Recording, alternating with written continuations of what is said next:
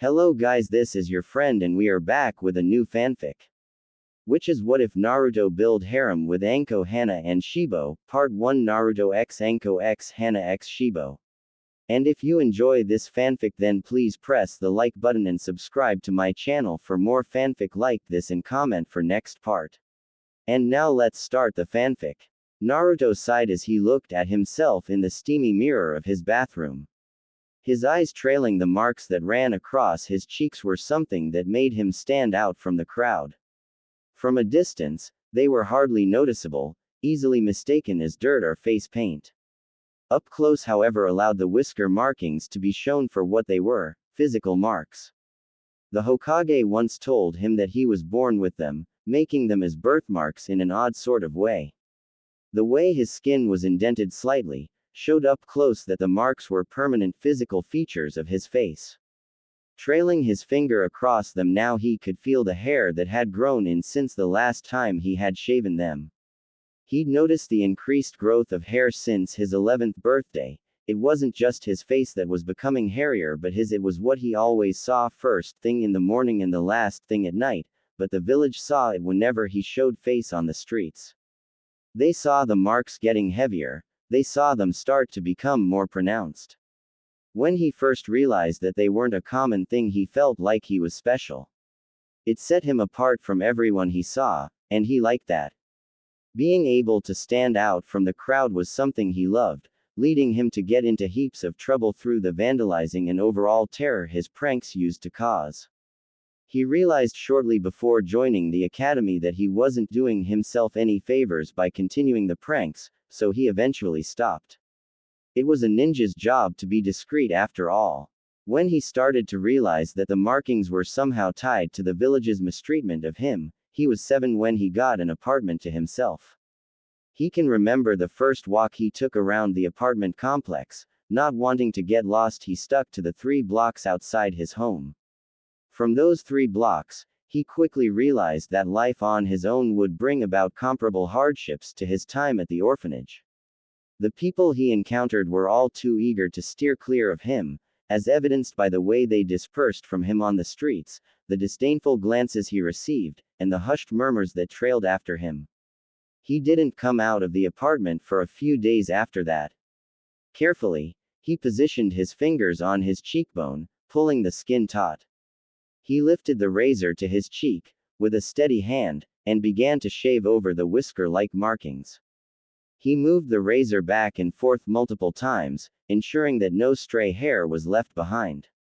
After finishing one cheek, he repeated the process on the other side, only pausing to clean the blade, making sure it was free of any hairs, before continuing. After finishing up with his face and cleaning the mirror, he grabbed his toothbrush and noticed something else that set him apart from others: his teeth. His canines were slightly sharper than most people's, not to the point where he had difficulty closing his mouth or had to file them down, but enough to make him self-conscious when he smiled. Though it was only a cosmetic difference, it always weighed on his mind as he brushed them. They seemed to protrude more prominently, adding to the unique features that made him stand out from the crowd. Rinsing out his mouth, he wiped at his face and left the bathroom, making his way to his front door to get his bag and sandals. He had to be at the academy in an hour and hopefully, they would be given time to work on the henge jutsu they had recently been taught, bringing his jutsu repertoire to a solid 2 with the kawarimi under his belt also. They were due to learn the bunshin jutsu in a few months as well as to prepare them for graduation at the end of the year, but he hoped for extra practice today on the henge as it would make it a whole lot easier if he had a way to blend into a crowd rather than stand out. With a deep sigh, he tightened his sandal strap and grabbed his bag before stepping out of the door into the cool morning breeze, glad about his decision to forego wearing a windbreaker, knowing it would heat up later in the day. Instead, he wore a tan shirt and blue shorts, knowing the colors would keep him cool in the blistering fire country heat. As he descended the stairs, he allowed his gaze to look to the streets and couldn't help the little apprehension that rose in him as he knew what lay ahead in his routine walk. With his foot meeting the gravel, he steeled his gaze and set off on a steady walk towards the academy.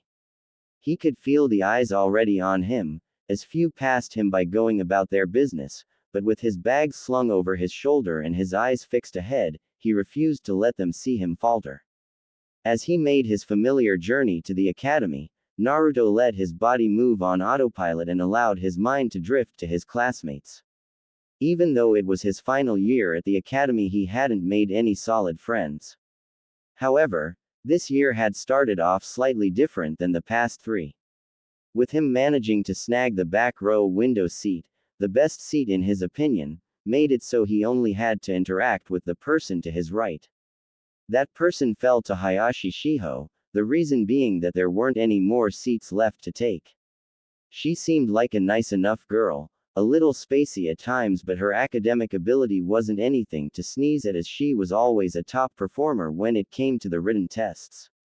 The few times that they had interacted with each other, she was the one that usually initiated the conversations with him. As little and mundane as they usually were, it was a welcome thing for the blonde, as having someone other than the Ichirakus to speak to was always welcome. Although he had fewer interactions with her than Shiho, Inuzuka Hana was another person in their class that he had engaged with over the years. The clan girl stood out with her 3 ninkin that would usually accompany her to class. From what he's observed, she was laid back when it came to her studies, usually matching him in the middle level when it came to grades. However, when it came to sparring, Naruto usually found himself wishing he wouldn't be pitted against her for the sole reason of how vicious the girl could be. She was never one for the rules, which he appreciated, as there were none when it came to a fight, which meant that he would always end up getting a kick in the groin or a finger in the eye when he would spar with her. He was grateful for the fact that Funano-sensei put a stop to her using all of the triplets in spars after an incident in their second year when they had taken down a kid without her lifting a finger. Their spars usually ended up with him as the victor. He wasn't sure whether it was his height, weight, or skill that gave him the edge over her, but he liked to joke that it was his good looks that gave him the power. Obviously, with him winning meant that she was the loser, and he quickly found out after their first few spars in the early years that she didn't take kindly to losing. She would always find a new way to keep him on his toes, that's for sure. Since his first day at the academy, he had formed a rivalry with a fierce Inuzuka and as of recently become somewhat acquainted with a scatter-brained bookworm. I could have done a lot worse, he thought, as he compared his 2 academy acquaintances to the father and daughter duo that he would consider family, the Ichirakus. When he moved into his apartment 6 years ago, he stumbled upon Tuki closing up his ramen stand on a night when he was out still grasping the area. Despite his initial reluctance, the old cook sensed something was amiss and invited him in for a bowl of ramen, and even sent him home with a bag of leftovers. As he continued to visit the stand, Tuki's warm smile and kind demeanor quickly won him over, and in the years following the man became a father figure for the blonde. He instilled a sense of values in him and became one of the driving factors behind him choosing to stop causing, and getting into, trouble. The other factor that contributed to his decision to turn over a new leaf was Tuki's daughter, Ayame. He couldn't help but smile as he reminisced about the day he met her. She had come to the ramen stand one afternoon after finishing school and had witnessed Tuki reprimanding him for skipping class. Tuki then introduced him to Ayame, and even now he could still vividly recall how she had shyly withdrawn into herself when he had invaded her personal space. Geez, I was an idiot, he thought, shaking his head at the fond memory. When he made his first friend his age, at first, he found it challenging to navigate the do's and don'ts of interacting with girls, and Tuki would often chuckle and say, "It only gets tougher to understand them as they get older, kid." However, their friendship grew into an inseparable bond that he couldn't imagine living without. He cherished the fact that Ayame wasn't a shinobi, as it allowed him to escape the stress of the academy when they hung out, except for when they both nagged him about improving his grades. In addition, with a lot of free time on his hands when he wasn't studying or training, he found himself working part-time at the stand. It all started when he made fun of Ayame for tearing up while cutting onions. She promptly dragged him behind the counter and challenged him to do better. Jokingly, he threatened he would steal her job, but she surprised him by suggesting he should actually work with them. Tsuki had agreed, and for the past 2 years, he had been an indispensable member of the Ichirakus, although not without a few cuts and burns. As he neared the end of his journey, Naruto couldn't help but smile at the thought of Ichirakus. They never failed to bring a sense of warmth and comfort to him. As he approached the academy, he saw a few early bird students already there, chatting and laughing amongst themselves. The insecure thoughts that had plagued him just under an hour ago were now long gone. In their place, a fierce determination burned within him as he thought of graduating at the end of the year. He was determined to overcome any obstacle that stood in his way, especially since he knew Ayame would never let him live it down if he failed. He would graduate and become a skilled shinobi. He would prove to those who looked down on him that he was capable of becoming a strong shinobi. As he strode confidently through the academy halls, he easily found his classroom. Pushing open the door, he made his way towards his seat, his eyes blazed with determination with his mind set on the future. He looked forward to the upcoming months and the future ahead of him. He knew they were going to be difficult, but he was ready to face them head on and prove himself. Shiho stood in line watching as one by one each student was called forth and told to perform the Bunshin Jutsu. She couldn't help but feel nervous as she waited her turn. She was confident in her ability to perform it, but she couldn't help the nerves that swam around her gut as the line grew smaller and smaller. Time had flown by quickly in the past few months, and now graduation was just around the corner, with only a few weeks left. Shiho felt confident in her abilities but knew there was always room for improvement, especially in areas such as Shuriken Jutsu and Taijutsu. Despite her confidence, a nagging feeling of uncertainty lingered within her, reminding her that anything could happen in the final moments leading up to graduation. Despite her dedication and hard work, Shiho was well aware of her limitations when it came to the physical aspects of ninja training. Unlike some of her classmates who relished in the thrill of sparring and hand-to-hand combat, like Inuzuka-san and Uzumaki-kun, she struggled to find enjoyment in such activities. Nevertheless, she knew that it was an essential part of her job as a ninja and always gave her best effort. While she was better in certain areas, such as weapons training, she was still far from where she wanted to be and was determined to improve. Her academic ability, on the other hand, was what kept her in good standing within the class. She had a natural talent for written tests and could perform the 3 academy jutsu without issue, despite the few times that nerves would interfere when it came to class performances. Uzumaki, you're up, Funano-sensei called out. As Shiho stood second in line, she watched with anticipation as Naruto stepped forth to perform the Bunshin Jutsu. He went through the 3 hand seals with confidence, but his expression betrayed a hint of annoyance. In a burst of smoke, a clone appeared beside him in the smoke, but as it cleared the class was met with a sickly pale imitation of the blonde. The clone looked as if it had no strength to move. That's the 3rd week in a row, Uzumaki, Funano-sensei said, a stern frown set across his pudgy face. Your clones are getting weaker instead of stronger. What's going on? Naruto shrugged, his face stoic with a hint of exasperation as he replied, I dunno, sensei.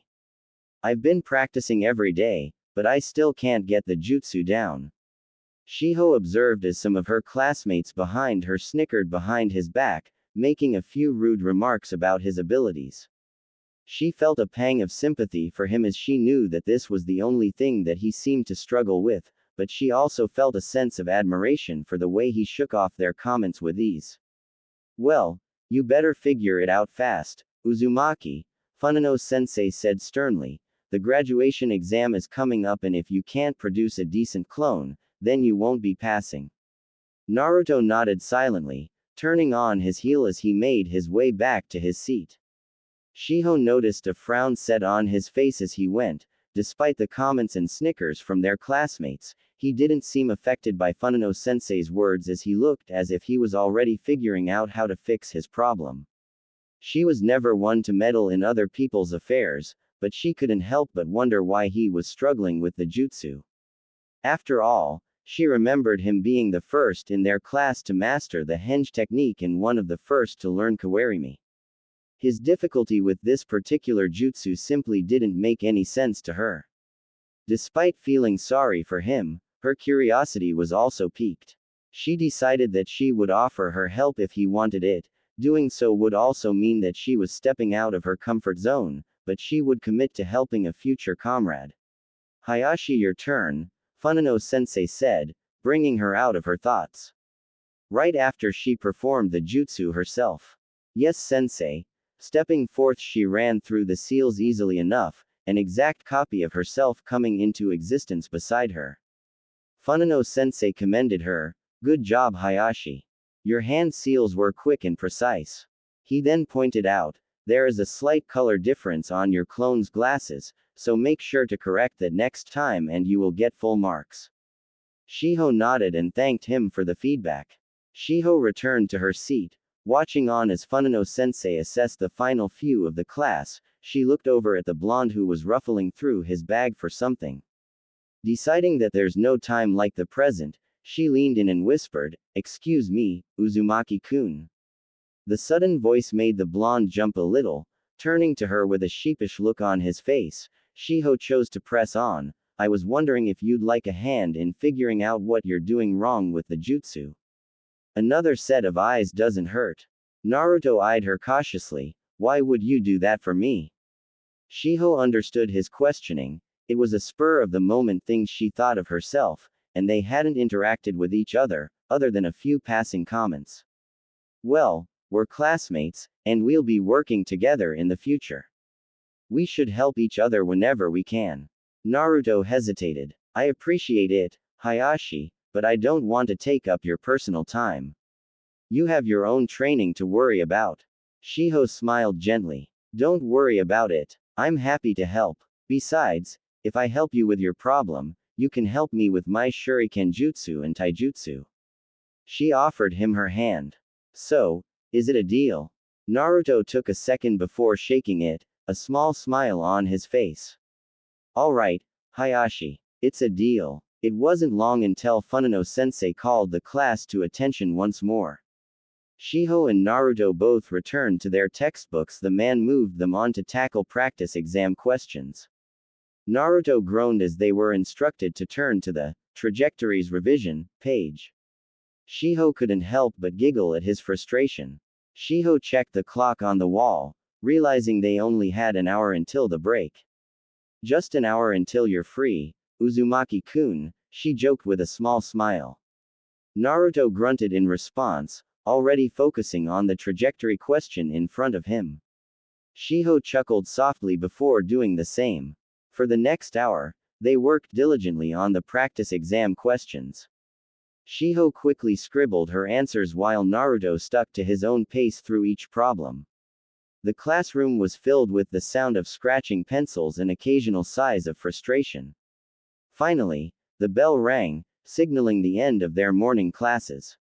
Shiho let out a sigh of relief, stretching her arms above her head. I'm glad that's over, she said, gathering her books and stationery. Naruto quickly followed suit, grabbing his bag, and slinging it over his shoulder.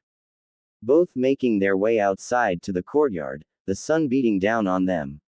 Shiho led them over to a nearby tree, the shade providing them some shade for their impromptu training. She sat down, leaning her back against the trunk, while Naruto stood across from her, tossing his bag to the side. Okay, Uzumaki-kun, she started, mold the chakra for the bunshin and we will start there. Naruto nodded and closed his eyes, focusing on molding the chakra for the bunshin jutsu. Shiho watched him carefully and noticed that there was nothing visually wrong. He was doing the correct seals and he was doing them faster than her. That meant that it was down to the chakra he was loading the jutsu with. A moment later, there was a puff of smoke as Naruto's clone appeared in front of him. The clone looked sickly and disfigured, a clear indication that something was wrong with Naruto's chakra control. How are you molding the chakra? Shiho asked, watching as Naruto stomped on the clone. What do you mean? I'm doing it like everyone else, Naruto replied, patting his lower abdomen. I mold it here slowly, allow it to build up and spread it across my body while I form the seals, which then activates the jutsu and then the clone appears. Shiho nodded, deciding to ignore the simplification of their chakra pathway. Naruto's chakra control was still off, and it was affecting the quality of his jutsu. Do you still do the leaf concentration exercise? Naruto nodded and picked up a rock from the ground. He placed it on his forehead and closed his eyes, focusing on his chakra. A moment later, the rock attached itself to his forehead, held in place by his chakra. I got to this point so I just stopped. He pointed to the rock. If I can do it with stuff that's heavier than a leaf, then that must mean I've mastered it. Shiho was taken aback by Naruto's misunderstanding of chakra control. She clapped her hands together to grab his attention and he looked at her with a confused expression. Shiho could see where he was coming from, as just as lifting heavier weights can lead to muscle growth, the same doesn't apply to chakra control. You've displayed the usual boy behavior, Uzumaki-kun, she smiled, thinking bigger is better. But when it comes to controlling chakra, it's the opposite, silly. She turned and plucked a leaf from a low-hanging branch. Having a large chakra capacity can actually make it harder to control it. Therefore, to improve your control, you need to concentrate on smaller outputs. She ripped the leaf into quarters and placed a piece onto the middle of his forehead. Now, try to bring the smallest strand of chakra to the point where this little piece will stick, she instructed. What was your longest time for holding a leaf? Oh, about 3 hours, I think. I got bored around then and took it off, he replied, closing his eyes, and focusing on the task at hand. Shiho was impressed. The task at sticking it was easy, but even when she used to challenge herself to stick it to her forehead, she would start getting a headache just after the hour mark. So, to say that he got to 3 hours was a show of how much chakra he has along with his level of patience. Feeling Naruto's finger push her wrist away, Shiho realized that he had succeeded in making the small part of the leaf stick to his forehead. The intense look on his face showed how hard he was concentrating. She decided to remain silent, not wanting to interrupt his focus, and took a few steps back to resume her seated position with her back against the tree. As she waited, she decided to occupy herself by pulling out a small puzzle book from her backpack. It was filled with several types of puzzles, from crosswords to Sudoku and logic puzzles. She enjoyed reading it when she had spare time, finding it to be a good mental exercise. Flipping through the pages, she came across a particularly challenging logic puzzle that caught her eye. As she began to read through the clues and try to solve it, she became completely engrossed in the task at hand. The sound of Naruto's breathing and the distant noises from the other students faded into the background as she focused her attention on the puzzle. It wasn't until 15 minutes later that Naruto's concentration broke. The tiny piece of leaf fell from his forehead, getting swept up by the breeze. He opened his eyes to see Shiho in deep concentration whilst looking at a book, fidgeting with a pen in her free hand. Deciding to give her the same courtesy she did for him, he quietly planted himself down on the grass and allowed himself to lay back, looking up at the clouds. The remainder of their time went by like that until the bell broke Naruto out of his cloud gazing. Getting up, he noticed that Shiho had still yet to move. Laughing to himself, he tapped her forehead, signaling to the students running back inside. He chuckled seeing her face take on a pinkish hue. What's so funny? She asked, trying to hide her embarrassment. Even when we're not in class, your head is in a book. Do you ever take a break from studying? Shiho let out a small laugh, still embarrassed. I just enjoy reading, that's all, and besides, it isn't like it's a bad thing, she said, looking down at the book she had in her hands. Naruto turned, his hands behind his head as they walked back to their class. Well, you better make sure you're prepared for our training session later. I won't go easy on you, bookworm. Amusement was evident in his voice. Despite his back being turned, Shiho smiled at him. This was the first time that they had actually hung out in their 4 years as classmates, but she could already tell that offering to help him with his little dilemma was something that was already bearing fruit and maybe a good friendship would come of it in their final month. She didn't mind that a lot of people tended to avoid him, she preferred to value personal experience over preconceived notions or assumptions, and from the little that they had spoken in their little chakra lesson at break, she knew that Uzumaki Naruto was a good person. I wouldn't expect you to, Uzumaki-kun, she said as they both entered their classroom, Funano-sensei closing the door behind them. As the promise of after-class training loomed in Shiho's mind, time seemed to fly by as Funano-sensei continued his lecture. Before they knew it, the bell had rung, signaling the end of class. She hastily packed her belongings and glanced at her deskmate, who was already poised to leave with his bag slung over his shoulder. Ready? He asked, gesturing towards the door.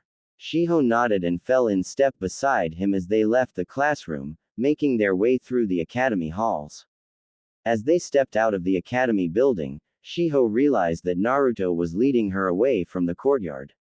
She furrowed her brows in confusion and asked, "Are we not using the academy grounds?" Naruto shook his head and replied, "Nah, it's not just us that would be using them, and besides dealing with others gets annoying after a while." His response made Shiho realize he must have had issues with others before. "What training ground are we going to use then?" she asked, curious. Instead of answering, Naruto simply tapped the side of his nose, a smirk on his face. Shiho shrugged it off and decided to trust him.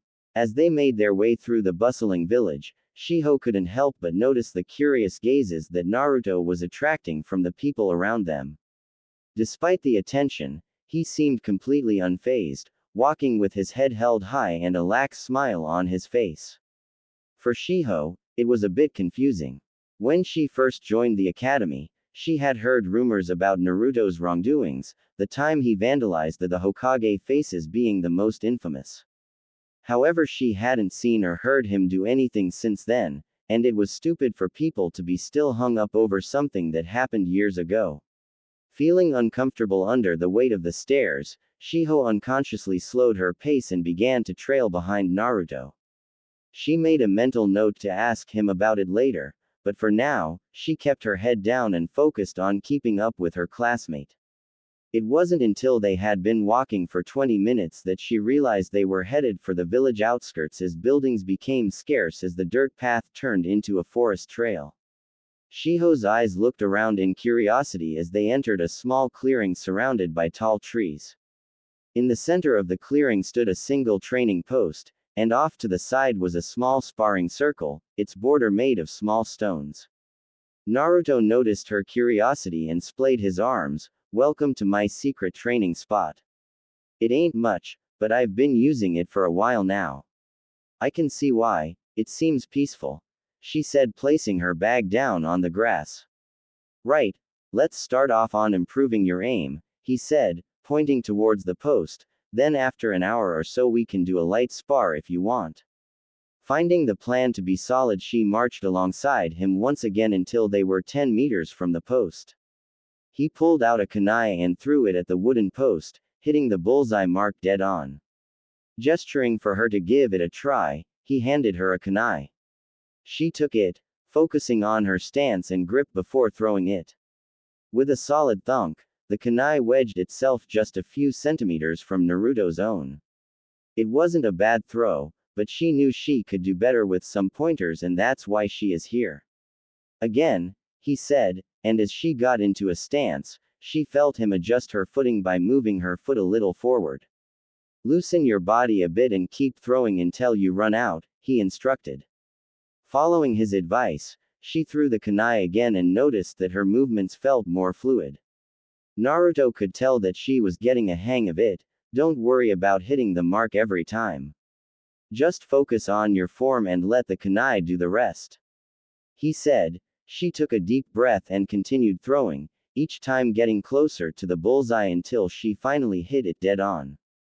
This continued for another hour, Naruto letting her have a break every time he went and collected the kunai. By the 10-minute mark, Shiho was already sweating, but she didn't complain. She knew that the training was helping her improve, and she wanted to make the most of the opportunity so she can improve by the end of the month. Good job, Naruto complimented. You're getting the hang of it. Now let's start sparring, he said as he made his way over to the makeshift sparring ring. Once in the makeshift ring, he quickly turned and threw a straight fist towards her. Surprised by the sudden action, she froze as his fist hovered in front of her nose. I've noticed before in class that you always freeze up when someone catches you off guard, he said. Following his arm, he saw him smiling at her. So that's the first thing you need to correct. His observation skills surprised her, but it made sense considering he was at the top of the class in taijutsu. What's the next thing? She asked, raising her fists. Secondly, you're too textbook, which makes sense considering you always have your head in one, he snorts, but that means you're easily readable, so start adding random moves into it and make your own kind of style. As Naruto's words sunk in, Shiho felt a mix of surprise and embarrassment. She had always prided herself on being diligent and following the rules, but now she realized that it had made her predictable in combat. As she thought back on Naruto's past fights, she began to see the truth in his words. His unorthodox style had caught opponents off guard and given him an advantage. Thank you, Uzumaki-kun, she said sincerely. I can't believe I didn't look at it that way. Can you show me how to mix things up? Naruto smiled at her eagerness to improve and stepped forward, demonstrating a few quick moves. Like this, he said as he performed an elbow strike, followed by a sudden knee kick. Or this, he continued, performing a spinning back kick, using his arms as a way to create momentum. Just remember to stay loose and keep your opponent guessing. As Shiho watched, she began to see the potential in incorporating unorthodox moves into her style. She tried a few herself, feeling awkward at first, but gradually getting the hang of it. Naruto encouraged her, pointing out where she could improve and offering helpful tips along the way. By the end of the session, Shiho felt more confident in her ability to mix things up and surprise her opponents in future fights. Naruto gestured for Shiho to spar with him, and she steeled herself, determined to put the tips he had given her to use. As they began their bout, Naruto initially allowed her to take the offensive. He would occasionally kick the inside of her leg to destabilize her, or push her aside, making her stumble. Despite this, Shiho persisted, adapting to his unorthodox style, and throwing in some random moves of her own. As the sparring continued, Shiho began to implement the tips that Naruto had given her. She started to incorporate random moves into her attacks, making it difficult for Naruto to predict her next move. However, Naruto was quick to respond with his own unorthodox style of fighting, using his elbows and headbutts to throw Shiho off balance. Despite being on the defensive for most of the match, Shiho refused to give up. She tried to stay focused on her breathing and movements, using Naruto's attacks to her advantage by redirecting them and counter-attacking. Naruto could see that Shiho was already beginning to improve with the little tips he had given her. Her movements became more fluid and less predictable, and she was starting to anticipate his attacks better. He was impressed by her determination. Deciding to push herself to the limit, Shiho threw a punch with all her might, but she overextended her arm, leaving herself vulnerable. Taking advantage of the opening, Naruto latched onto her and used her own momentum to throw her over his back. Shiho hit the ground hard, the wind knocked out of her and the day's training finally catching up to her. She lay there for a moment, noticing that the sky was beginning to darken. As Naruto's head came into view, Shiho couldn't help but feel a sense of embarrassment. Despite knowing that she couldn't beat him, it was a little humiliating. You want to finish for today? He asked, a knowing glint in his eye. Glad that her flushed face from sparring hid her embarrassment, Shiho gasped for air before responding. Yes please, she managed to say between deep breaths, her body trying to regain its energy. Chuckling to himself, Naruto made his way over to their bags, picked them both up, and returned to Shiho, who was still lying on the ground. He presented her his hand, and she pulled herself up, giving a quick thanks. She took her bag from him, and the two began walking back to the village. Shiho had never felt so drained after a training session in a long time. Typically, she only got out of breath during her regular jogs to maintain her fitness. She turned to Naruto, feeling a bit nervous. Uzumaki-kun, she said, catching his attention. Do you think we could spar again sometime? Maybe up until the exams. She glanced at the trees, feeling a little embarrassed. I don't have anyone else to practice with outside of class and. Sure thing, Naruto replied, surprising Shiho with his quick agreement. We can spar whenever I'm off work and a few times after classes end, if that suits you. Shiho nodded her head in agreement, a smile on her face. Yes, that works. Thank you, she said gratefully. Naruto, who was unused to people thanking him, looked away uncomfortably. Yeah, don't mention it. He mumbled, prompting Shiho to raise her eyebrow at the reaction. As they walked, they both fell silent, lost in their own thoughts. Before they knew it, they had made it back into the bustling village. The evening rush of people out for dinner flooded the streets, and Naruto and Shiho joined them, traversing the busy roads. Eventually, they reached a crossroads, both heading in opposite directions. Promising to make a plan for training at the academy before bidding each other goodnight. On her walk home, Shiho could tell already that the next few weeks were going to be vital in her improving herself for graduation. A small part of her hoped that it wouldn't always be this sore, but she was smarter than that. It would only get harder from here on out. As Shiho approached the academy, a yawn escaped her mouth.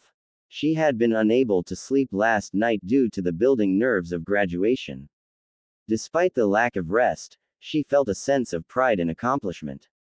A whole month had passed since she and Naruto had promised to train with each other to improve themselves.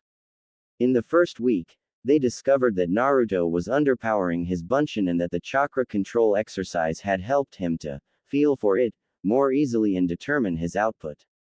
He described the process of molding the correct amount of chakra to putting his hand in a lake and trying to pull out an exact amount. It was difficult and he occasionally put a little too much chakra into it, creating excess smoke, but it didn't matter because he could perform the jutsu without any problem now and would be able to graduate. Despite the bruises that formed on her body, Shiho couldn't have been happier with her progress.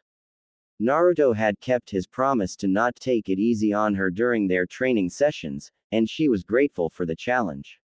One spar, in particular, had resulted in a knee to her face, causing her glasses to snap and blood to pour from her nose. Naruto had hesitated for the first time, clearly shocked at what he had done. But that momentary lapse in focus had cost him, as Shiho had used the momentum from the blow to jump up and land a kick straight to his face. It was the most pain she had ever been in, yet she couldn't stop laughing at the absurdity of the situation. As she walked by her classmates on the way to the academy, exchanging good luck wishes with them, Shiho couldn't help but think back on that moment. Naruto had apologized profusely, offering to buy her ramen, which then ended up with her meeting the people he worked with. The Ichirakus were nice. She only spoke with Tsuki briefly, but he seemed kind. His daughter on the other hand wields a ladle lethally. After Naruto explained what had happened in their sparring, Shiho got to witness the usually confident blonde cowering from someone. When Shiho arrived home after sparring with Naruto, her mother's reaction to her bruised face was extreme. The ear-piercing scream that erupted from her mother's mouth startled her father, who immediately thought that something terrible had happened. Although her father, who had achieved the rank of Chunin, understood that sparring could result in injuries, he was still concerned about the severity of his daughter's bruises. After explaining that she had been sparring with Naruto after class, Shiho noticed her mother glaring at her father as if trying to communicate something without speaking. Normally, her father was the more lenient parent, and it was her mother who would scold her when she misbehaved. However, when her father gave her mother a stern look, Shiho realized that he wasn't as soft-hearted as she had thought. Shiho suspected that her parents' reactions had something to do with her hanging around Naruto, which was why she had mentioned his name in the first place. She wanted to gauge their reactions to his name, but her mother's fury caught her off guard. It didn't make sense for her mother to be angry since Naruto didn't even know her parents, and the same was true for her parents knowing Naruto. Just be careful when you hang around him, okay? Her father had asked her, his eyes moving from her mother to her. She had nodded that night, but the whole situation left her confused. She was left wondering why her mother was so furious, and why her father had given her a slight warning. What was so bad about Naruto? As she opened the classroom door, she immediately spotted the boy in question sitting in his seat. But what caught her off guard was seeing the blonde with his head buried in a book, titled, The Plant Whisperer, How to Talk to Your Houseplants Without Sounding Crazy, emblazoned on the cover. She couldn't help but chuckle at how unusual yet fitting the situation was. After their little mishap, it felt like Naruto had opened up to her more. She realized he wasn't the serious and stoic person he presented himself to be in class. It turned out that Naruto had a brash and endearing side to him that she never knew existed. She would always see him come out of his shell when they visited Ichiraku's.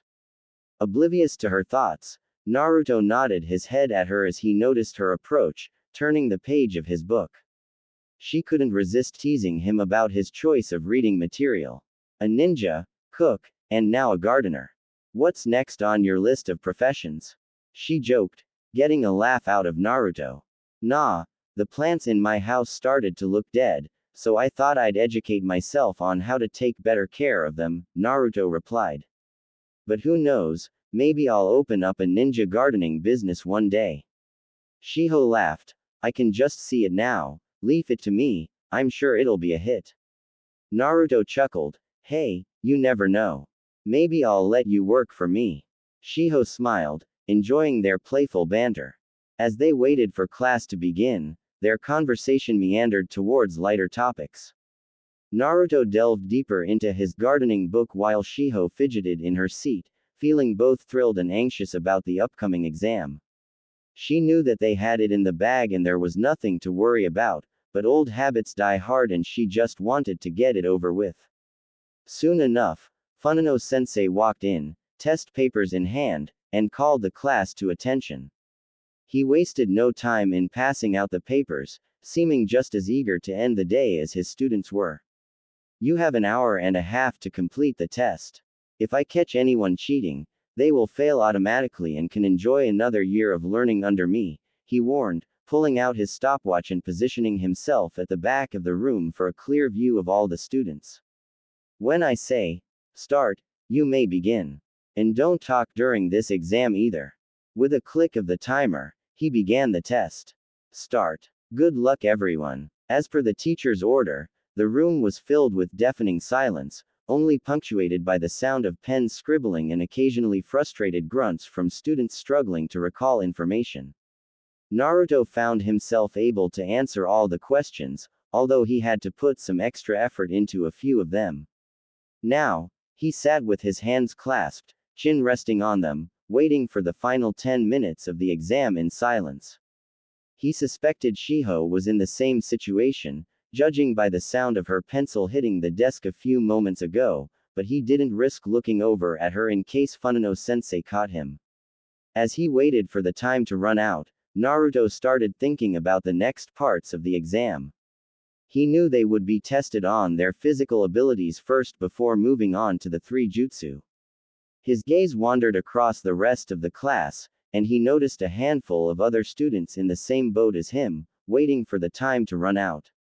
He noticed his one-sided rival Inuzuka Hana had her head resting on her arms.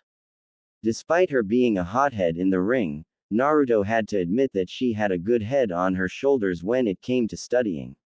He wouldn't be surprised if she passed the exam with flying colors. He also noticed that only one of her 3 ninkin was with her today, and it seemed to be staring at him as if it knew he was thinking about its owner. Not wanting to back down from the canine's intense gaze, Naruto locked eyes with the mud and held it there, determined to outlast it for the remaining minutes of the exam. He refused to be the first one to look away, even if it was just a dog. The mutt suddenly straightened its back and perked up its ears, almost as if it was accepting the challenge. What am I doing? He thought ludicrously. He was having a stare down with a ninkin on the day of his exam. At that moment, Funano-sensei called an end to the exam. Everyone, stand up and leave your papers on your desk. Make your way to the courtyard. Beko-sensei and Akame-sensei will divide you into groups and begin your physical tests, he announced. Naruto maintained eye contact with Hana's dog as he made his way down the steps, feeling a sense of satisfaction as he watched her command the dog to move, forcing it to break eye contact. Not noticing the weird look Shiho was giving him as she bore witness to it all. Out in the courtyard, Beko-sensei instructed him to join his group as the class was split into two groups to make this portion move along faster. He lined up behind a boy with platinum blonde hair and waited for his name to be called out for his examination. He watched patiently, one by one as his group went through their taijutsu exam with Beko-sensei, wincing when one of the boys tried for a fancy kick only to land awkwardly on his wrists when their sensei hit them midair. That's easily a sprain, the voice of Inuzuka Hana said from his left, surprising him as he never realized how he had zoned out watching the spars. Nodding his head in agreement, yeah, surprised it never snapped, looking at the twig of a boy get back up nursing his wrist, the guy is all bone. That got a snort from his Ninkin user classmate, yeah, and I bet he thought he was doing something special trying a move like that, Hana replied with a smirk. Naruto chuckled, yeah, don't pull off a move if you ain't sure if it'll land. Hana nodded in agreement, I'd rather stick to what works and gets the job done. Fancy moves might look good, but they won't help you in a real fight. Hey, stick to what works, he mocked, you do realize you have flesh-tearing mutts to help you, Naruto said with a laugh, if anything was flashy it was when she had all three of them at once attacking a target. Hana rolled her eyes, hey, they're good boys, they just have a bit of a strong grip, she said with a smirk. Naruto chuckled, yeah, I know, I've been on the receiving end of it a few times, he said with a small frown, remembering the times when she would allow one onto the field.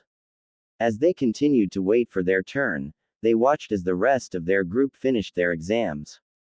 Beko-sensei called out for Hana next, telling her to leave her dog with it being an individual exam. Looks like it's my turn. Good luck when you're up. Naruto watched as Hana made her way to the testing area, her Ninkin staying put next to him, looking down at the pup he found it continuing from where they left off, shrugging his shoulders he lowered himself, so he was face to face with the dog, its eyes staring into his own. Surprising him, the dog his face, the slimy tongue leaving a coat across his cheek. Well, that was disgusting, he said, the dog barking in response. Naruto's attention shifted from Hana in the distance to the dog, who was looking at him expectantly. He sighed and shook his head, the puppy eyes were hard to resist, and he scratched behind its ears, getting it to lie on the floor for further pampering. Lost in the moment of clapping the dog, he didn't see Hana walking back over to them, done with her test. She couldn't help but chuckle at the sight of him pampering the pup. Looks like you've made a new friend, she said with a smirk. Naruto looked up from the dog and saw Hana's amused expression. Yeah, well, he's a persistent little guy, he said, scratching the dog's belly.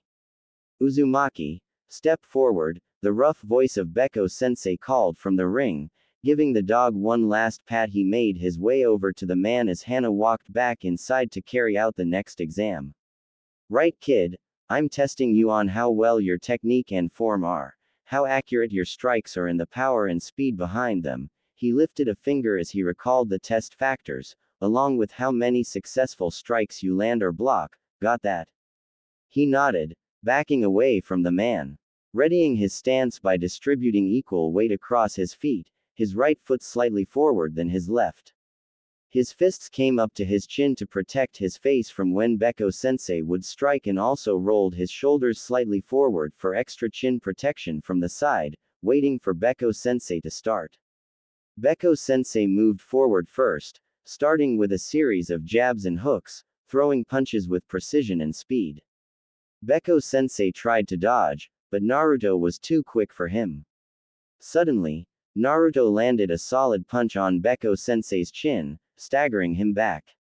Beko-sensei stepped up his attacks, throwing powerful kicks and punches that were harder for Naruto to dodge. But Naruto kept going, his movements fluid and graceful as he evaded Beko-sensei's attacks. As Beko-sensei went for a low sweep, Naruto took advantage of the momentum and twisted his body, landing a solid kick to the side of Beko-sensei's head. Beko-sensei stumbled back, his balance thrown off. Naruto continued to press the attack, throwing a flurry of punches and kicks. Beko-sensei tried to counter, but Naruto was too fast for him. Finally, Beko-sensei landed a punch to Naruto's gut, knocking the wind out of him. But Naruto didn't let that stop him. He used the momentum of the blow to create space and recover. But Beko-sensei wasn't done yet. He charged at Naruto with renewed vigor, determined to land another hit. Naruto, however, had other plans. Instead of backing away again, he planted his feet firmly on the ground and waited for Beko-sensei to close in. As the sensei lunged forward, Naruto sidestepped and redirected the attack, using Beko-sensei's momentum against him. With a swift kick to the back of the sensei's knee, Naruto brought him down to the ground. As Beko-sensei stumbled, Naruto landed a series of strikes on his opponent's back and shoulders, scoring several points in quick succession. As the minute came to an end, Beko-sensei got back to his feet, his face flushed with annoyance. Naruto was breathing hard, but he couldn't help grinning. He had managed to land several good hits and had even managed to dodge and redirect some of Beko-sensei's attacks. It was a small victory but one that filled him with pride, even if the Chunin had held back a little. Good technique, kid, the strict taijutsu instructor complimented, actually surprising him a little. The Chunin pointed towards the academy assembly hall. Make your way in there and sit tight until Akame-sensei calls your group for the Shuriken Jutsu exam. Naruto nodded his head in acknowledgement, feeling a sense of pride in his chest as he made his way towards the assembly hall. As he walked, he couldn't help but replay the fight in his mind, thinking of ways he could have improved his technique. But overall, he was pleased with how he performed. Entering the hall, he saw that it was already filled with other students from other classes waiting for their final test. He found an empty seat towards the back of the room and sat down, stretching out his limbs to ease the tension in his muscles. Naruto scanned the crowded assembly hall, packed with graduating students from other classes. Amid the sea of unfamiliar faces, he managed to spot a few of his classmates. He noticed Shiho's distinctive light blonde hair from across the room but decided to leave her be, sensing her nervous energy from afar. Naruto had faith in her abilities. She had improved remarkably in the past month just from their sparring sessions, and her Shuriken Jutsu had also come a long way. He suspected she was just overthinking things, as usual, but hoped she would perform well in the taijutsu section with Beko-sensei. He knew she would be a force to be reckoned with in the taijutsu portion of the exam, having seen firsthand the improvements she had made. He felt rather relaxed despite the tension emanating from some of his fellow graduates. He had trained hard for this day and knew he was prepared.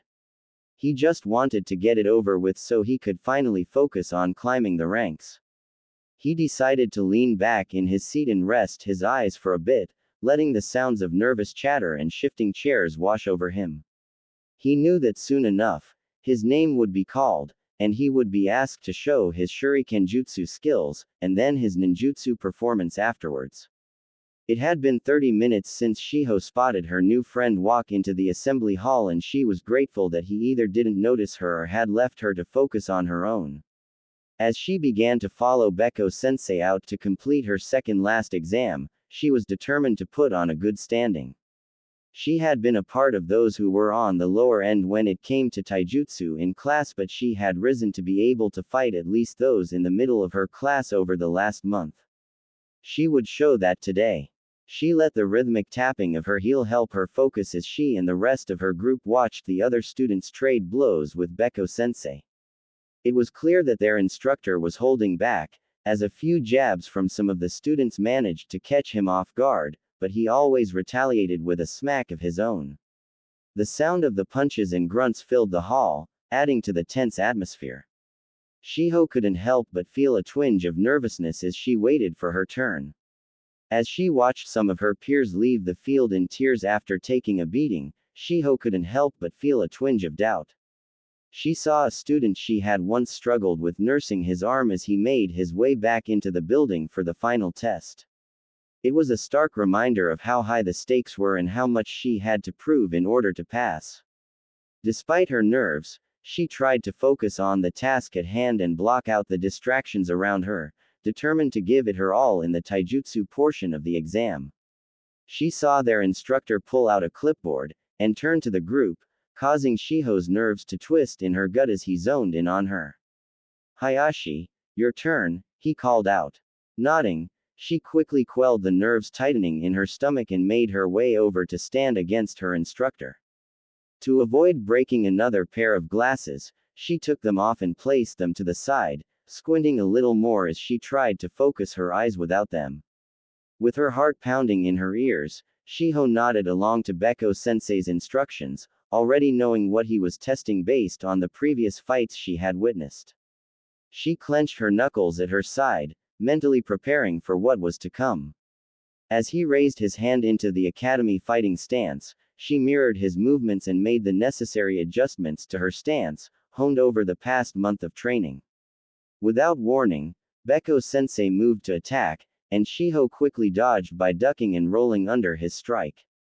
She managed to avoid his knee aimed at her chest and took advantage of his momentary stumble to land a kick on his calf, followed by another on his back that pushed him to the edge of the ring.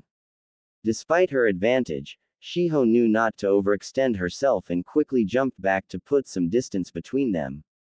As she caught her breath, she kept track of her score. 2 hits landed.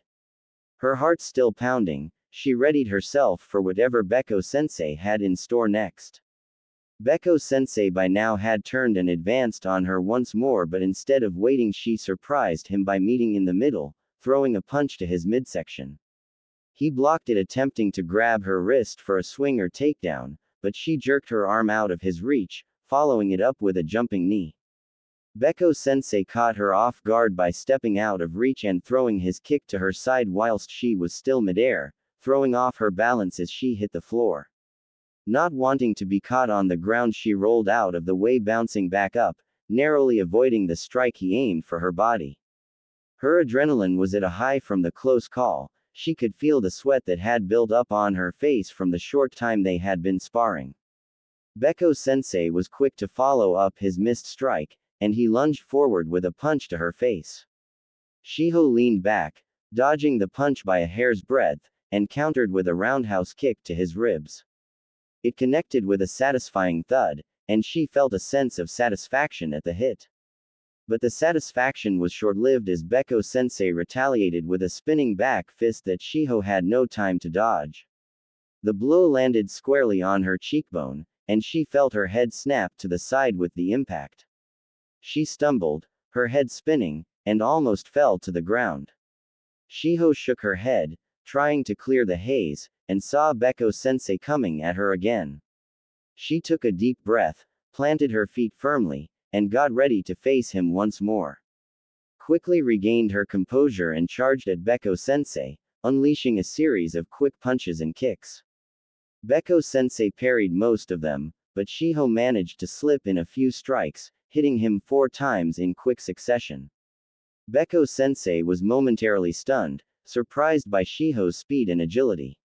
He regained his footing quickly and launched a counterattack, aiming for Shiho's legs with a sweeping kick.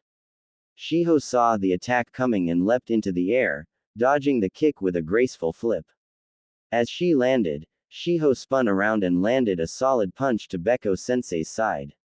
He grunted in pain but didn't let up, launching another attack at her. The two continued to exchange blows, their movements fast and fluid as they sparred with each other. The spar continued, with Shiho and Beko-sensei trading blows back and forth.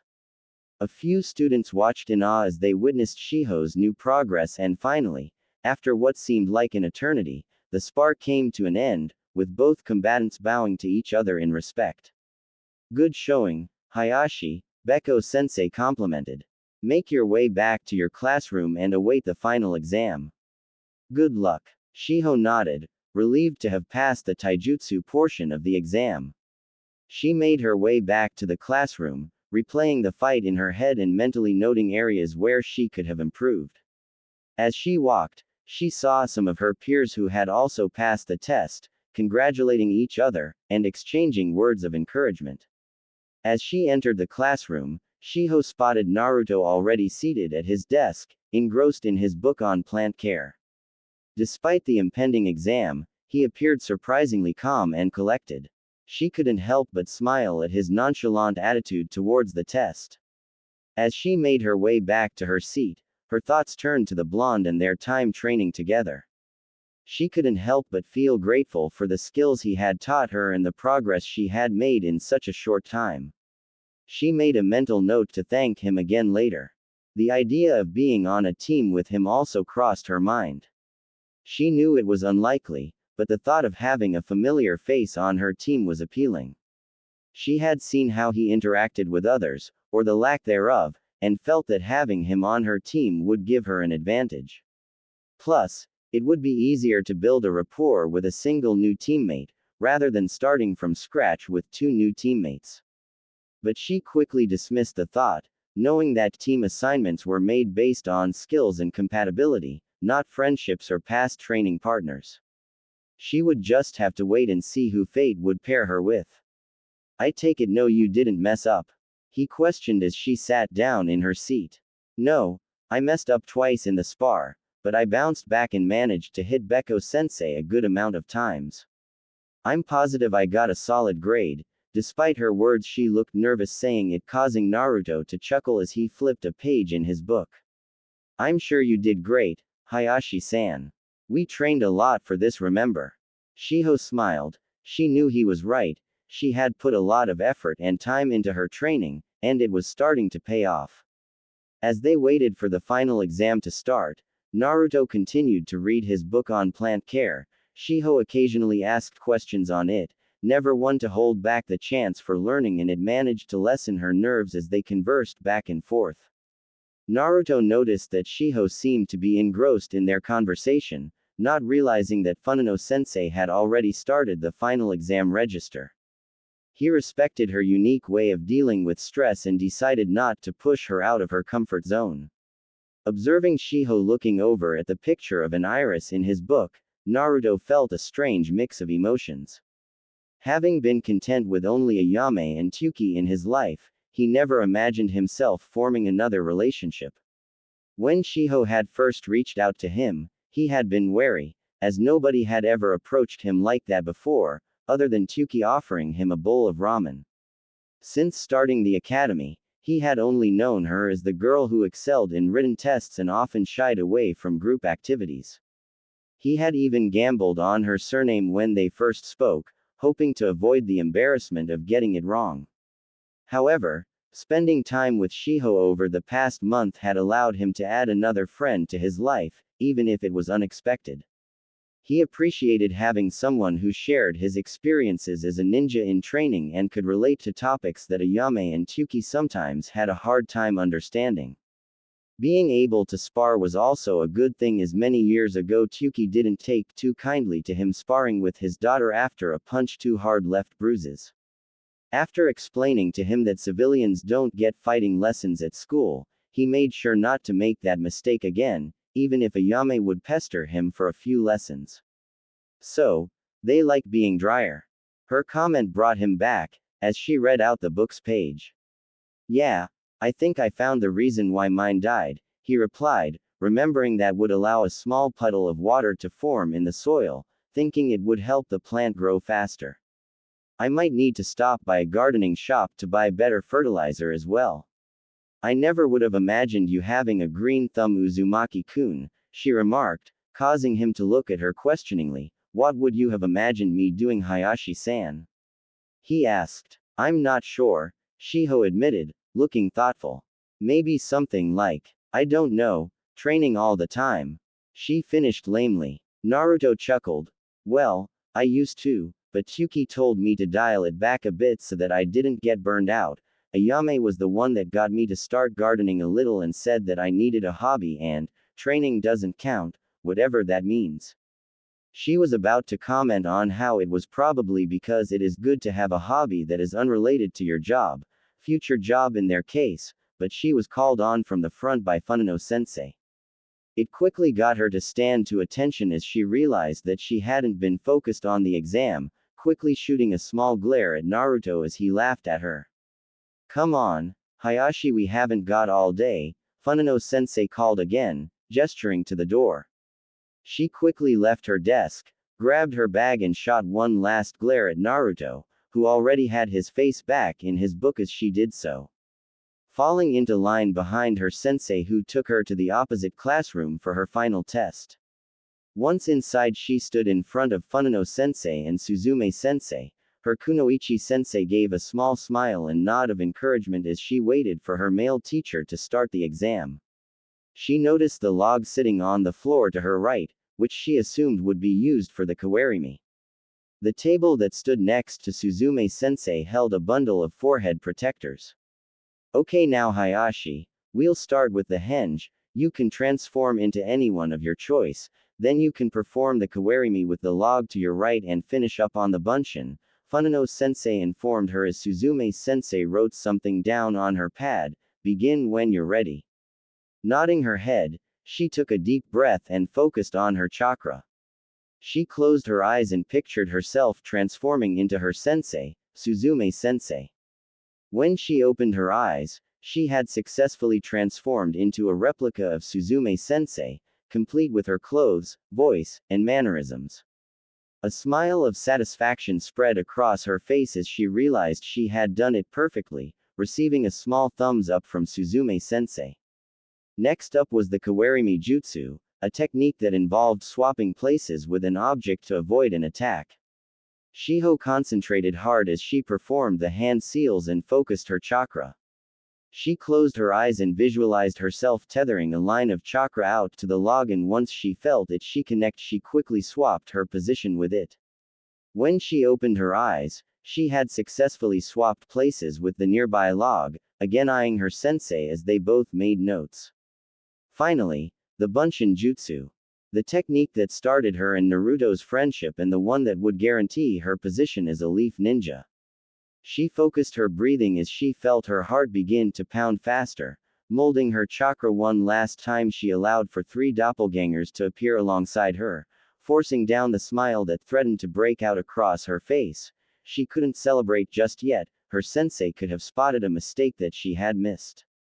She stood anxiously in front of them, hands clenched by her side, and as smiles broke out on their faces, she felt her nerves disappear and allowed pride to wash over her. She watched as Suzume-sensei approached her, with Funano-sensei behind her. Suzume-sensei smiled at Shiho and held out the forehead protector. Congratulations, Hayashi, she said. You have worked hard and earned this. Shiho's hands trembled slightly as she took the forehead protector from Suzume-sensei. She gazed at it, feeling a sense of pride and accomplishment wash over her. As Shiho received her forehead protector from Suzume-sensei, Funano-sensei approached her with a warm smile. Congratulations, Hayashi-san, he said, placing a hand on her shoulder. I wish you all the best in your shinobi career. Remember, as a shinobi, you carry the will of fire within you, Funano-sensei continued. It's the belief that we have a duty to protect our village and the people within it. Keep that in mind always, and you'll go far in your career.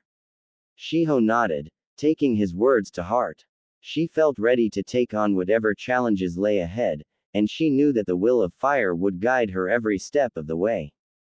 Thank you both for everything. I'll do my best to uphold the will of fire, Shiho said, giving a small bow of respect to both of her sensei.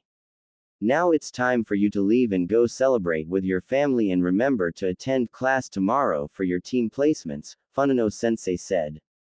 After nodding in agreement, Shiho left the classroom and headed outside. She knew that she wouldn't be allowed to go back inside and show Naruto her accomplishment, so she decided to wait for him to finish his exam before going home. Shiho had already informed her parents that she wouldn't know when the exams would finish, so she would be home whenever she was done. As she walked through the front entrance and into the courtyard, her eyes fell upon the tree swing across from the doors that would give her a clear view of when Naruto exited the building. She sat down on the swing and held the leaf insignia in her hands, unsure of how to wear it. She pondered if she should wear it the traditional way, on her arm, around her neck, on her waist, or sewn into her clothing. But she decided that she would make the decision later. Placing the cloth down next to her bag, she reached into it and pulled out the book her uncle had gifted her about cryptoanalysis. The cover was a deep navy blue with gold lettering that read, "The Hidden Meanings," and it felt heavier than it looked. She opened it to where she left off a few pages into the first section and lost herself in the content. Shiho had only managed to read a little of the book since starting it at the beginning of the week, but she was already captivated. As she read through each page, she felt a sense of excitement and wonder at the thought of decoding secret messages and uncovering hidden meanings. She knew that it would take hard work and dedication to become proficient in cryptanalysis, but she was determined to learn as much as she could and expand her shinobi skill set. As time passed, Shiho was completely absorbed in her reading until she was suddenly brought out of it by a flick on her forehead, causing her to yelp. She looked up to see Naruto's smiling face, his black forehead protector around his head, and the metal leaf insignia glinting in the sun. "It's called a forehead protector for a reason, you know," he joked, as she rubbed at her forehead.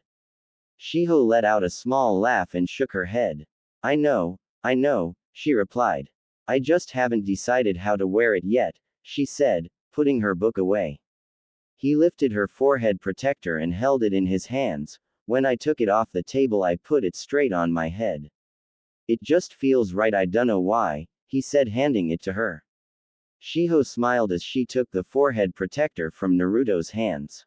She turned it over in her own hands, examining the metal leaf insignia closely. "Maybe I'll try it your way," she said with a small grin, before placing the protector on her forehead and adjusting it carefully. Naruto chuckled as he watched her. "Looks good on you," he said, admiring the way the metal leaf glinted in the sunlight. "You're starting to look like a ninja now," he added with a playful grin.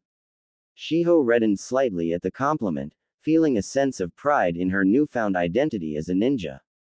Changing the conversation from her, "So, what are you doing to celebrate?" she asked. She figured he would be going to Ichiraku's. "My final shift at Ichiraku's is today." Naruto scratched his head. "I start in an hour, so I'm gonna head there, get a bowl of ramen, and get to work." "You wanna get a bowl before going home, or do you need to be back home?" he asked. Shiho considered his offer but knew she couldn't keep her parents waiting any longer. "Sorry, Uzumaki-kun, as much as I wanta, I can't. I don't want to leave my parents waiting any longer," she apologized. Naruto nodded understandingly. "Nah, I understand. Family is important," he said, gazing up at the clouds. As they walked, Shiho couldn't help but ask about Naruto's experience as an orphan. She hesitated, not wanting to be insensitive, but her curiosity got the better of her. "Uzumaki-kun, I don't mean to sound insensitive, and I understand if you don't want to answer, but, what is it like being an orphan?"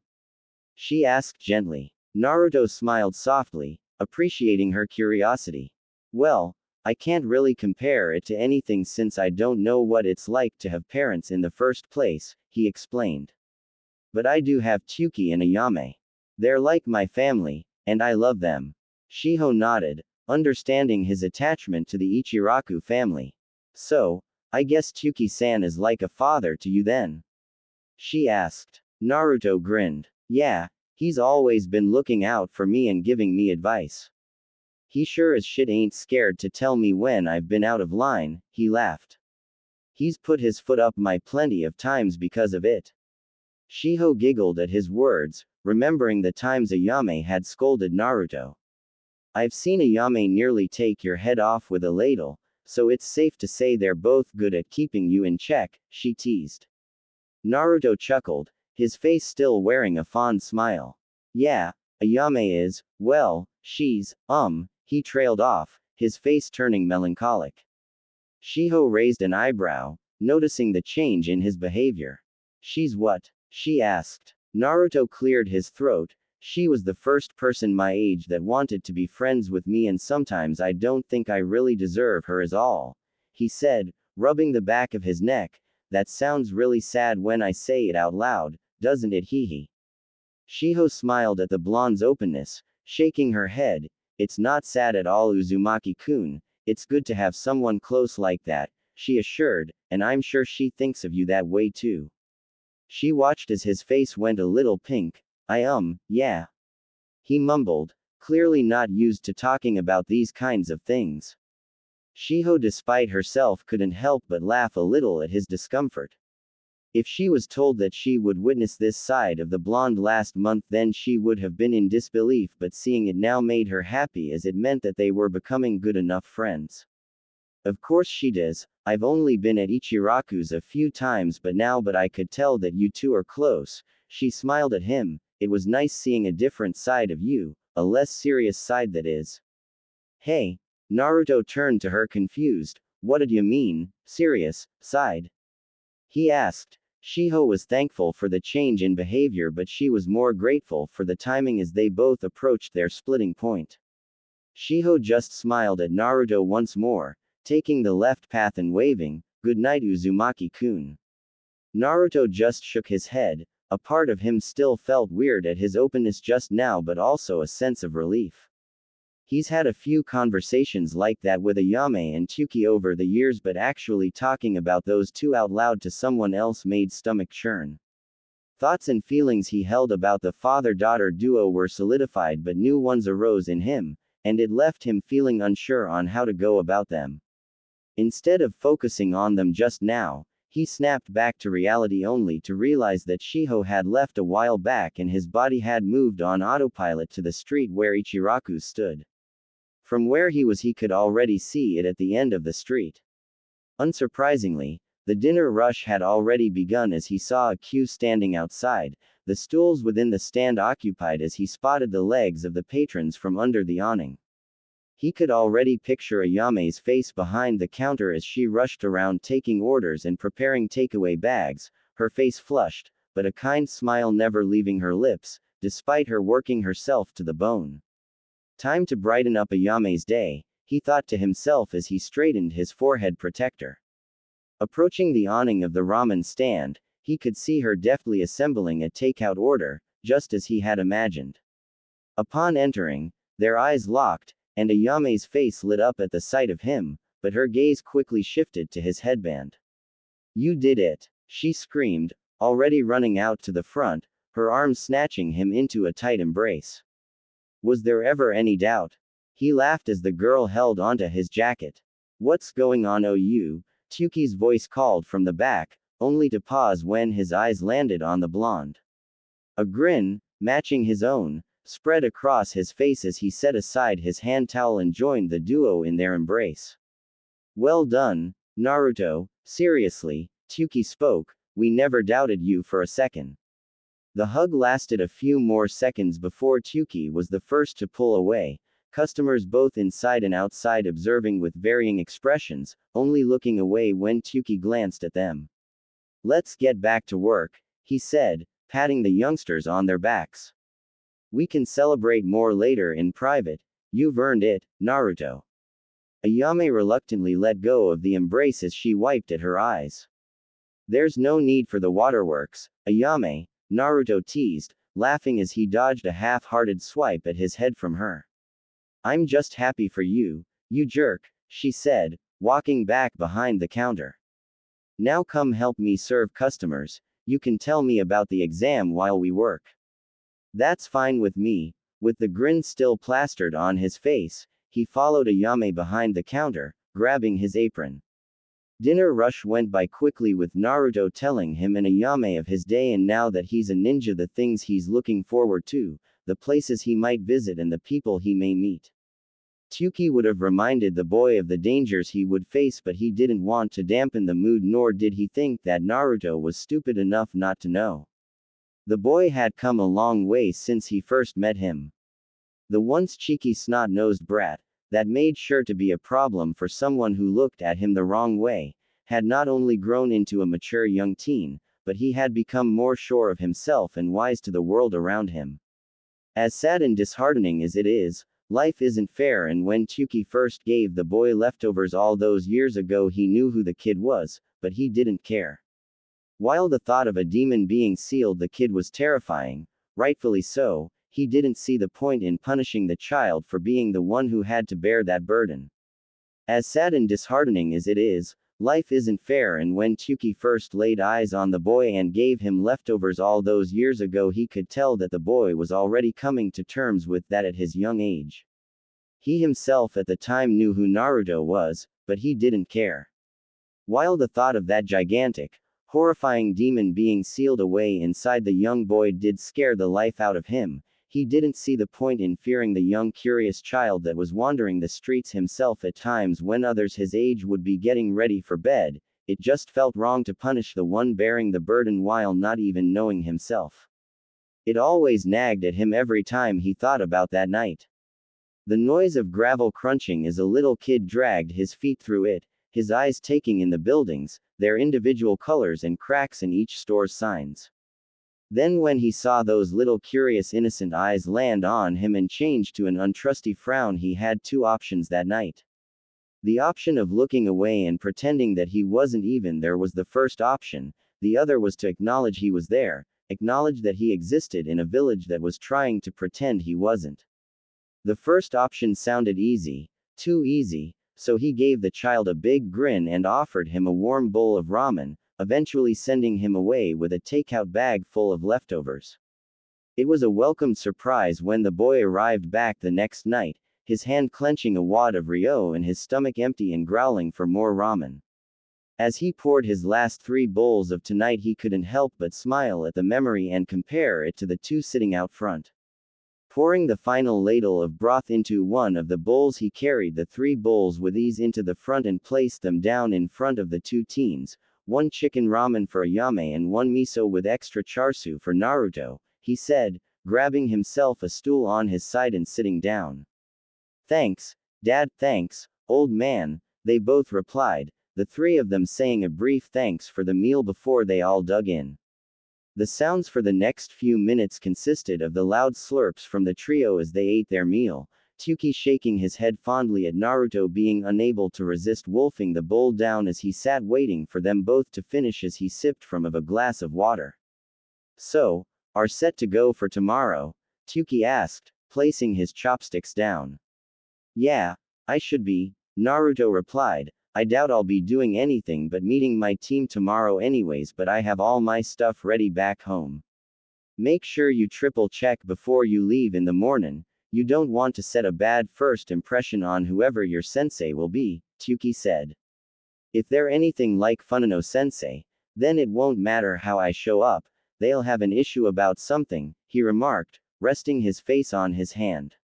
Well, if that happens, just make sure you give him the least amount of problems as you can. He advised, noticing his daughter had finished her meal. You don't want to start off your ninja career getting into bother by the higher-ups, do you? Of course I don't, but if they start shit I'll give them bother so they think twice about doing it again, he stated, causing Tyuki's eyes to crinkle in amusement at his attitude, only for them to gaze over to Ayame. Usually when Naruto would curse, she would reprimand the blonde, but her unusual silence was noticeable as he and Naruto spoke. Naruto's gaze also turned to Ayame, who had his headband in her hand, her finger trailing over the leaf engraving. You feeling okay, Ayame? He asked, turning his body. He was fully facing her. The girl in question had spent the past moment lost in contemplation about what tomorrow truly meant, not just for Naruto but for their little trio. Tomorrow marked Naruto's official ascent to ninjahood. The past 4 years she had watched him struggle and train just to become a protector of their village. With that, however, also came the time when he would have to depart from the village, as he would frequently have to undertake missions for the village. Over the years, as she served countless customers at the ramen stand, Ayame had always remembered the moments when shinobi patrons came by.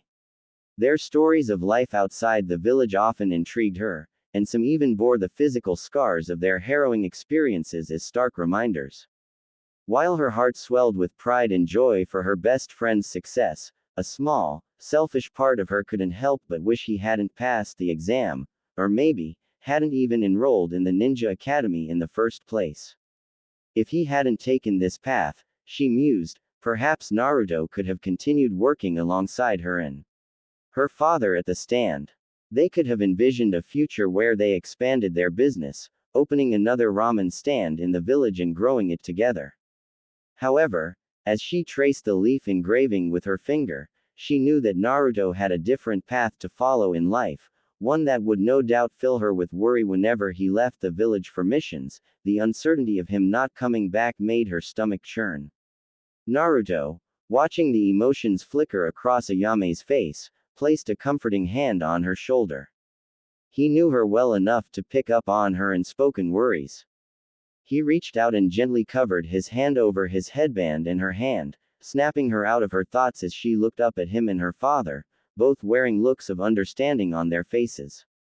I guess we were gonna have this conversation sometime tonight, he smiled, looking back and forth between the father and daughter. I know you guys are worried, but I've been training for this for years.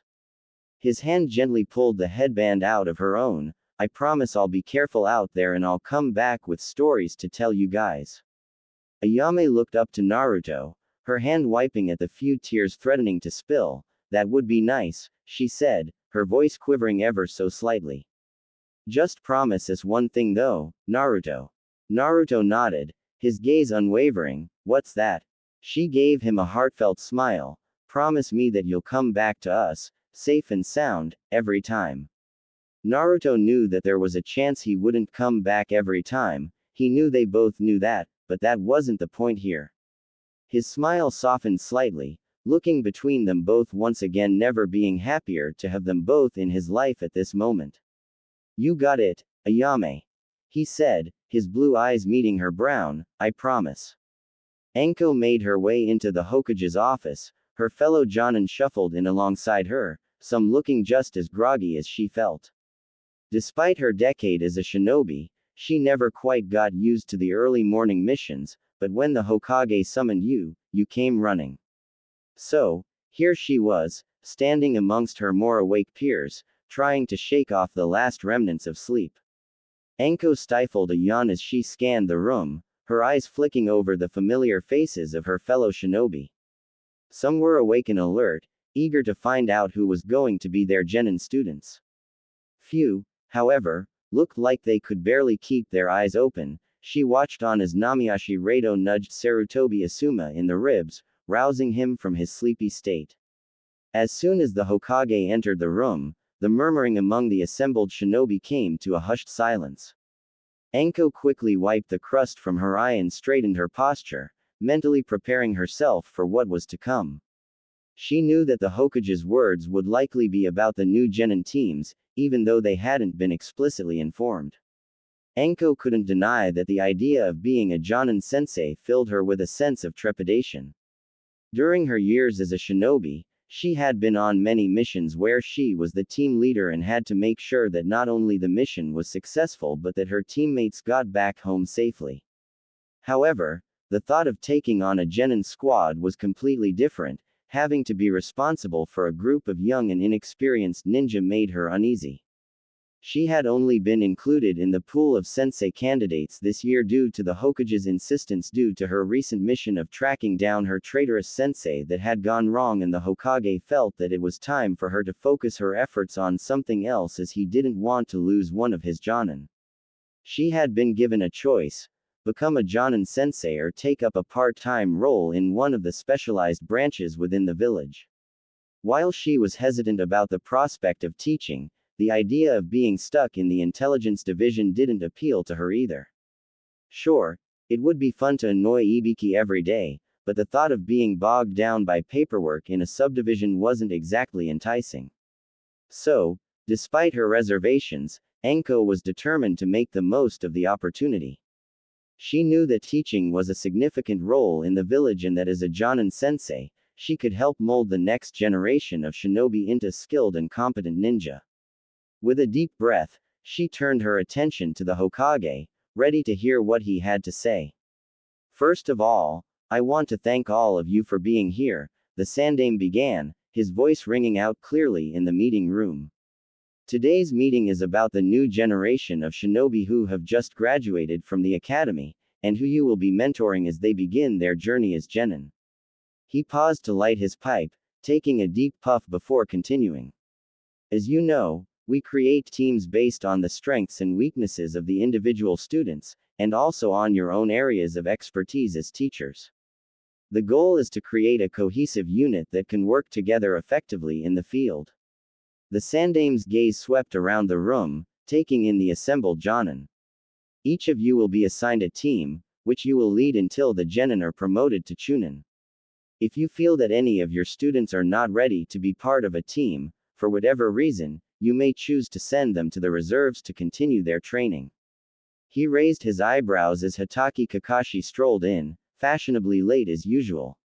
Speaking of which, I see Kakashi has finally decided to grace us with his presence. The late intrusion caused Anko to raise her brow a little. A part of her felt sorry for the kids who were going to get Hitaki Kakashi as a sensei. The guy had just been recently discharged from Anbu, and if what she had heard was true, then the guy wasn't all there mentally. The Sandaime cleared his throat, returning his attention to the matter at hand. Now, when your name is called, please come forward and collect the files of your assigned team. You will have today to review their profiles and get a first impression of them, and then tomorrow you will collect them from the academy at 9 o'clock sharp. He consulted his list. So, without further ado, let's begin. Hyuga Hoato, you're up first. From there, Anko observed as the Jonin in the room approached the front to collect their team files one by one until the scroll pile gradually diminished in size. As she scanned the room, Anko realized that she recognized only a handful of faces. Asuma had left, and Yamashiro Aoba had taken his place, engaged in a small conversation with Rado. In the corner, Kakashi was engrossed in a book, and Anko could not help but speculate that the Hokage was deliberately delaying his turn due to his tardiness.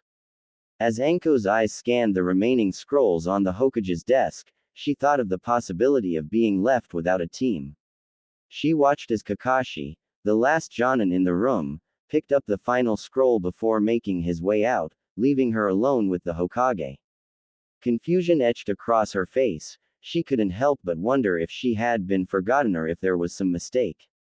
The Hokage seemed to read her thoughts and chuckled, pulling out 2 scrolls from his drawer. Don't worry, Anko. I saved the best for last, he said, passing her one of the scrolls. Take a look and tell me what you think. Opening the scroll, Anko's eyes landed on the first name, Hayashi Shiho. She read the details about her abilities and skills, already making a mental note to work on her genjutsu or long-distance ninjutsu. As she scrolled down, she came across the name of her second student, Inuzuka Hana. The information about Hana's exceptional physical abilities and her Ninken triplets, Haro, Shiro, and Taro, piqued Anko's interest. She had sparred with Inuzuka's dogs before and knew they could be vicious in a fight. The information also told her that the Hokage was wanting her to create a reconnaissance team if she had an Inuzuka tracker on her team. But then, to her surprise, there was no third student listed. Anko raised an eyebrow and looked at the Hokage. Was there an odd number of graduates this year, Hokage-sama? She asked, thinking that she would need to wait for her third position to be filled if she kept them as a team. The Hokage responded by sliding her the second scroll from his drawer. Taking it, she opened it and realized why they were on a separate scroll. Written at the top of the paper was the name, Uzumaki Naruto. The reasoning behind the separate scroll became known immediately. Despite it being the worst kept secret in the village, nobody actually knew anything about the kid other than what he was. She quickly scanned through Naruto's profile, noting his age and his solid academic abilities and physical skills. His taijutsu seemed to be the best thing for him. She didn't show any outward reaction on being given his file and the Hokage's decision for him to learn under her, but the Hokage didn't fail to notice that she was thinking hard about it. He was watching her carefully to see if she showed any distaste for the kid she assumed. She did know the kid was a bit of a troublemaker years ago, but besides that, she never really heard about him, and the only time she actually ever laid eyes on the boy was when the Uchiha were still policing the village and were chasing him around the village. In fact, the only thing that was clear on her face was confusion, and after a moment of silence she spoke up, "I don't understand why you would give Uzumaki to me, Hokage-sama. Surely someone with more experience would be better off for the kid." The Hokage nodded, acknowledging her concerns. "Your reservations do hold some credit, Anko. But I chose you for this because I believe you are of the very few in the village that would treat the boy indifferently and give him good guidance and support," he said. "You know what he holds within him, and you know that people tend to distrust those they don't understand." His words made her unconsciously rub at her neck. Seeing her reaction, he continued, "The main reason I chose you is that you will be able to relate to the boy, albeit a small amount, compared to others.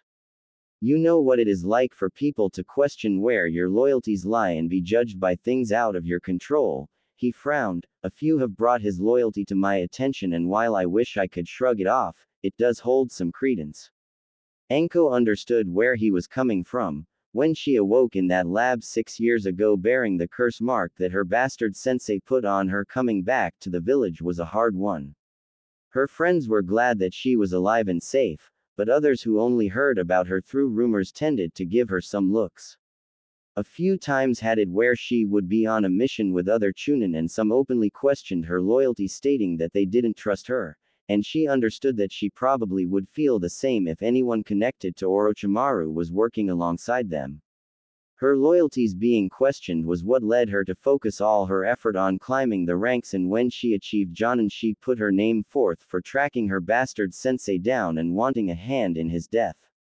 She didn't know how the Uzumaki kid hadn't snapped yet, if she were honest, if the little things she had heard about him were true, but she figured that he just developed the same mindset as her and eventually stopped caring about what others thought and focused on himself. "I have made many mistakes with the boy myself," the Hokage continued, breaking her from her thoughts. "I haven't spoken with him in years, and while I wish I could say that we last spoke on good terms, we didn't. He had just left the orphanage and was confused that the villagers, people he hadn't ever met, were treating him as if he had the plague." He sighed, looking every bit his age. "He wanted me to tell him the reason for him being ostracized, and I couldn't tell him the truth. He was too young and wasn't mature enough at the time, so he couldn't be trusted with it. We argued and he left this office and never looked back, and I can't blame him for it," he said, a sad smile on his face. Anko could feel a sense of sympathy for both the Hokage and Naruto. It was no secret that the villagers had always been wary of the boy because of the Kyuubi incident, and it did surprise her that he had managed to do as well as he had with the way he has been treated. "I'm not questioning your decisions, Hokage-sama, but if he's graduated, why don't you tell him of his status now?" she asked. Genuinely, she thought it was a little messed up, the boy not knowing anything about himself. "I was considering telling him the truth once he became a genin, along with a few other things, but my student has asked to be the one to do it. I'm unsure of when Jiraiya will show face, but if the situation calls for it, you have my permission to tell him of what he is, understood?"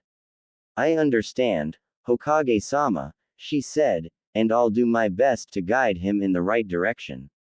Everyone deserves a chance to prove themselves, and I'll make sure he knows that." The Hokage nodded. "Well said, Anko. I can already see that my choice was a good one," he said, getting up from his seat and her following suit. "Now, I'll let you go now, and if you ever have any more questions, please feel free to drop by." "Thank you, sir," Anko said, bowing her head in gratitude as the Hokage opened the door for her. She exited with the scrolls in her hands, one feeling significantly heavier than the other. As she descended the stairs, she felt a heavy responsibility settle on her shoulders. Her role as a sensei was now definitely harder than she would have ever thought, but she was never one to shy away from a challenge, and having Uzumaki as a student was one she definitely wouldn't back down from.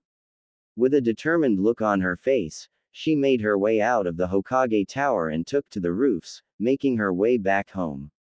She had her students' futures to plan, and she would make sure that they would be as strong as they could be. The classroom was bustling with activity as everyone who had graduated sat chatting with one another. Today was when they would be assigned a team, and after years of training, they would finally get to experience the reality of shinobi life. Sitting alone, however, Hana sat impatiently, her foot tapping with excitement as she waited for Funano-sensei to arrive.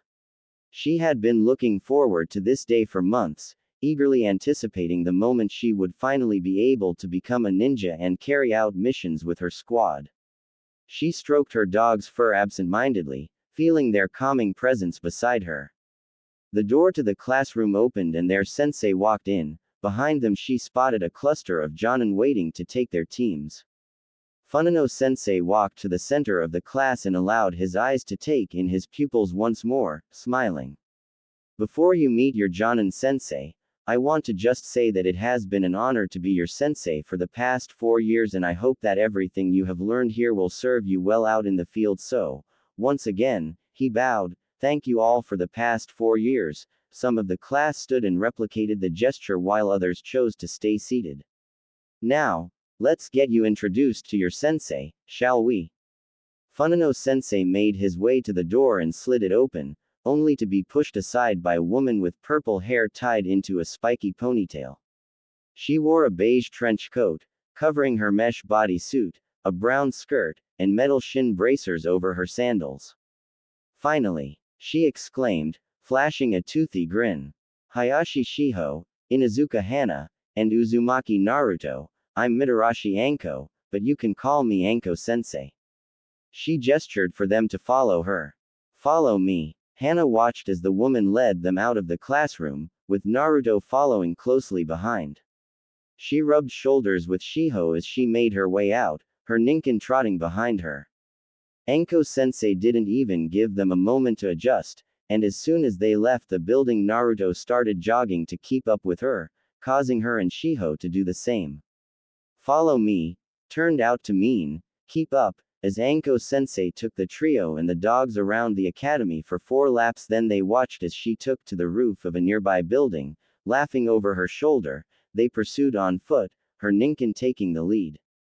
Hana's breath came in sharp pants as she ran through the crowded streets and alleyways of Konoha, following the lead of her ninkin.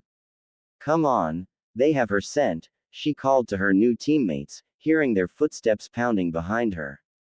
The dogs were fast, weaving through the throngs of people and vendors' carts, and the occasional shout was usually met with an apology from Shiho.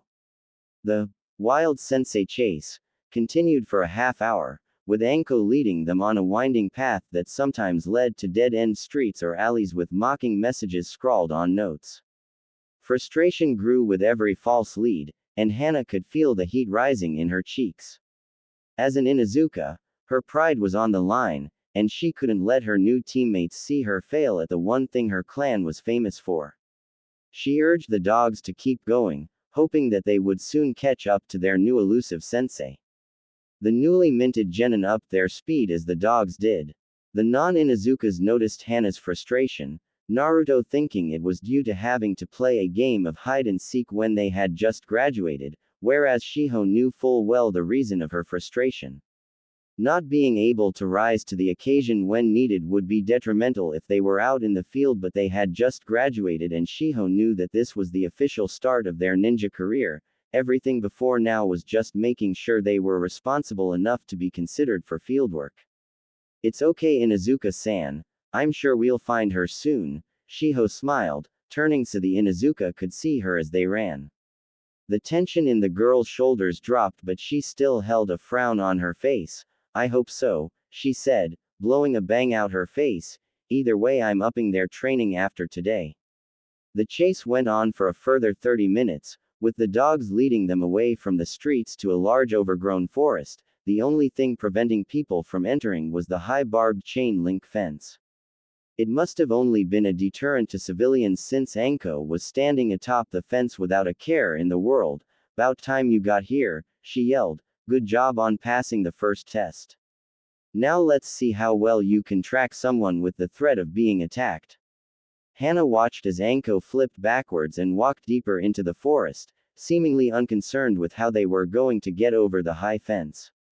Hana looked around at her teammates, and they all wore expressions of confusion and frustration. Their sensei clearly had a technique that allowed her to jump higher than normal. They didn't, so it looked like they were having to do it the old-fashioned way.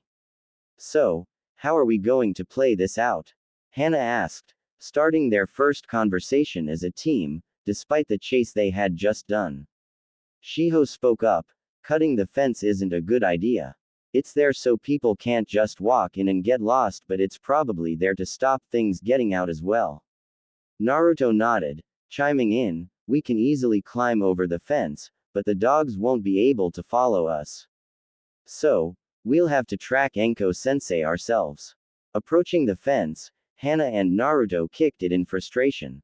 Naruto then looked at Hana and Shiho, his face filled with defeat as he took off his orange jacket.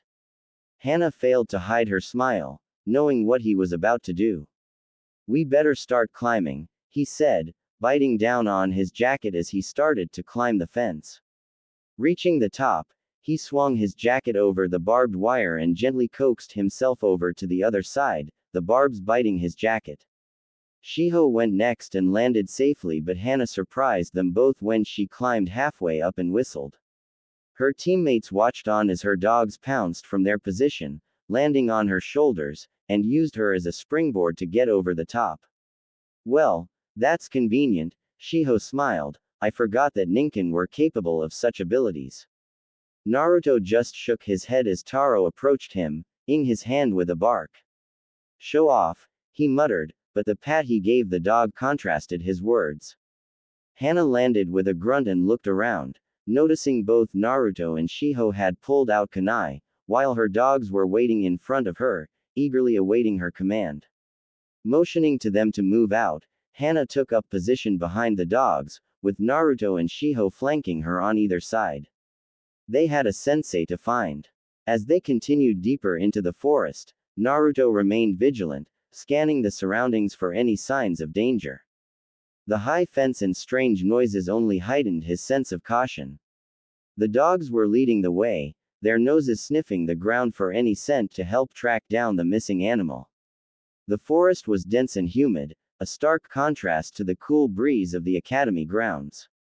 Naruto's mesh shirt stuck to his skin, but he didn't let it distract him from his task. He had to focus on finding the animal and getting it back safely to the academy. As they moved further into the forest, the sounds of wildlife surrounded them. Birds chirped and monkeys screeched in the distance. The occasional rustling of bushes caused Shiho to grip her kunai tighter. He knew that the forest was home to many dangerous creatures, and he was prepared for any encounter. As if testing them in the moment, a hissing noise came from the tree behind them. They all tensed and turned around to face the noise, their eyes widening in shock when they came face to face with a giant snake. Its body wrapped around the giant tree that it was nested in, its head moving side to side as it sized them up.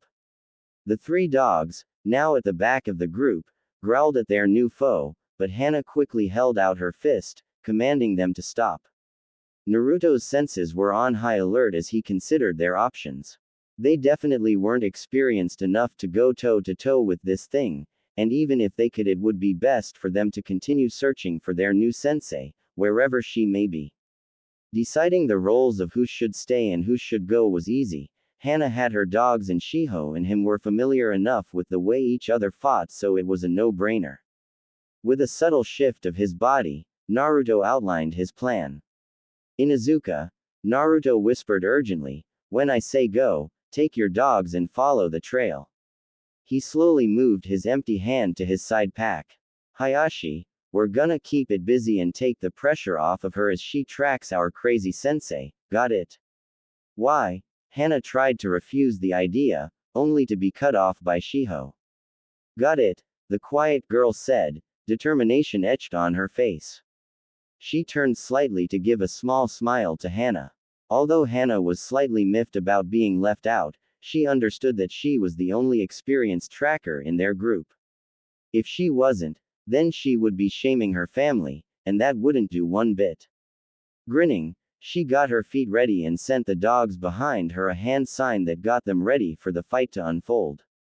Go! The brighter blonde yelled, launching a kunai towards the snake's eye, and pulling forth a handful of shuriken to send after it. Shiho didn't waste time either as she formed a few buncheons to throw the snake off, whilst pulling 2 fistfuls of shuriken out, also launching them to its eyes. The snake struck out, rearing its head back first and aimed at Naruto, who narrowly dodged the first strike. This thing's fast, Hayashi, Naruto said, now dual-wielding kunai as he sprinted towards the back side of the snake, hoping to get a slash or two into its skin. The snake looked towards the clones that Shiho had made. The creator of them saw the snake blinking and then looked straight at her. Forgetting the buncheon, it dashed her instead, its tail whipping the fakes out of existence as it moved. Shiho gasped as she realized what had just happened, quickly dashing behind a tree, forming another clone to test and see if her theory was true. Leaving the clone to walk back out to where she just was, she ran towards where she saw Hana go to last, wanting to make sure they didn't get too separated. As she stepped out, she saw that her theory was right. The snake once again looked at them both before going straight for her. She thought, it can somehow see that I'm the real one, or it can smell it, still backing away, launching another shuriken at it to distract it. She heard Hana's voice not too far behind her commanding her dogs, but her eyes widened as she saw Naruto running up the snake's back and jump, trying to give the snake a solid blow to the head as the 2 kunai he held aimed for a downward strike. As she thought he was about to hit its skull, the snake moved its head to the left and quickly right, smacking the airborne Naruto, who went flying into a nearby tree. A yell fell over the area as he impacted against the solid bark. Uzumaki! Shiho yelled, running to him, only to stop. I'm fine, just keep going. True to his word, he was already advancing on its position. The snake must have not liked how little the attack affected the blonde as it targeted him once more, swinging its tail around for a swipe, causing Naruto to run up a tree as far as he could and springboard over the snake's appendage, the attack splintering the bark of the tree. Shiho was in a lucky spot as she witnessed a large splinter stick into the snake's tail. How could she be so stupid? Uzumaki, aim for the thing's ventral section, she shouted, throwing 2 kunai at the area herself. The what? He yelled, as he and Shiho were separated by the snake. The underbelly. Aim for its stomach. Shiho shouted again, dodging the snake's tail as it struck out at her. Naruto nodded, quickly analyzing the situation. He knew he had to act fast before the snake made another move. He charged forward, dodging the snake's fangs as they snapped at him. He was grateful for the distraction Shiho created in that moment as a shuriken she aimed at the snake's head hit under its eyelid, causing it to thrash its head, leaving its underbelly wide open. Dashing forwards, pulling a single explosive tag from his pouch, he wrapped it around the kunai's handle, stabbing it into the soft flesh of the snake. Take cover, Hayashi, he yelled, making a beeline towards her, forming the activation seal to activate his chakra-coated tag. The explosion that rang over the area echoed across the forest. The snake, despite its size, flew back into a tree, a foreign noise coming from its mouth as he and Shiho continued running. Naruto managed to catch up to Shiho, both of them taking cover behind a downed log, their eyes peeking over the trunk, noticing the large amount of smoke the tag set off. As the smoke cleared, Naruto and Shiho were surprised to find that the snake was nowhere to be seen. There was no blood or any sign of its demise in the area. They looked around cautiously, wondering where the creature had gone. Do you think we got it? Shiho asked, her voice filled with uncertainty. Naruto shook his head. No chance. It was too big for it to just disappear like that. The two of them stood up, ready for anything. As they cautiously looked around, they noticed that the ground around the explosion showed no sign of tracks. Where the did it go? Naruto questioned out to the clearing. Shiho took a deep breath, trying to steady her nerves.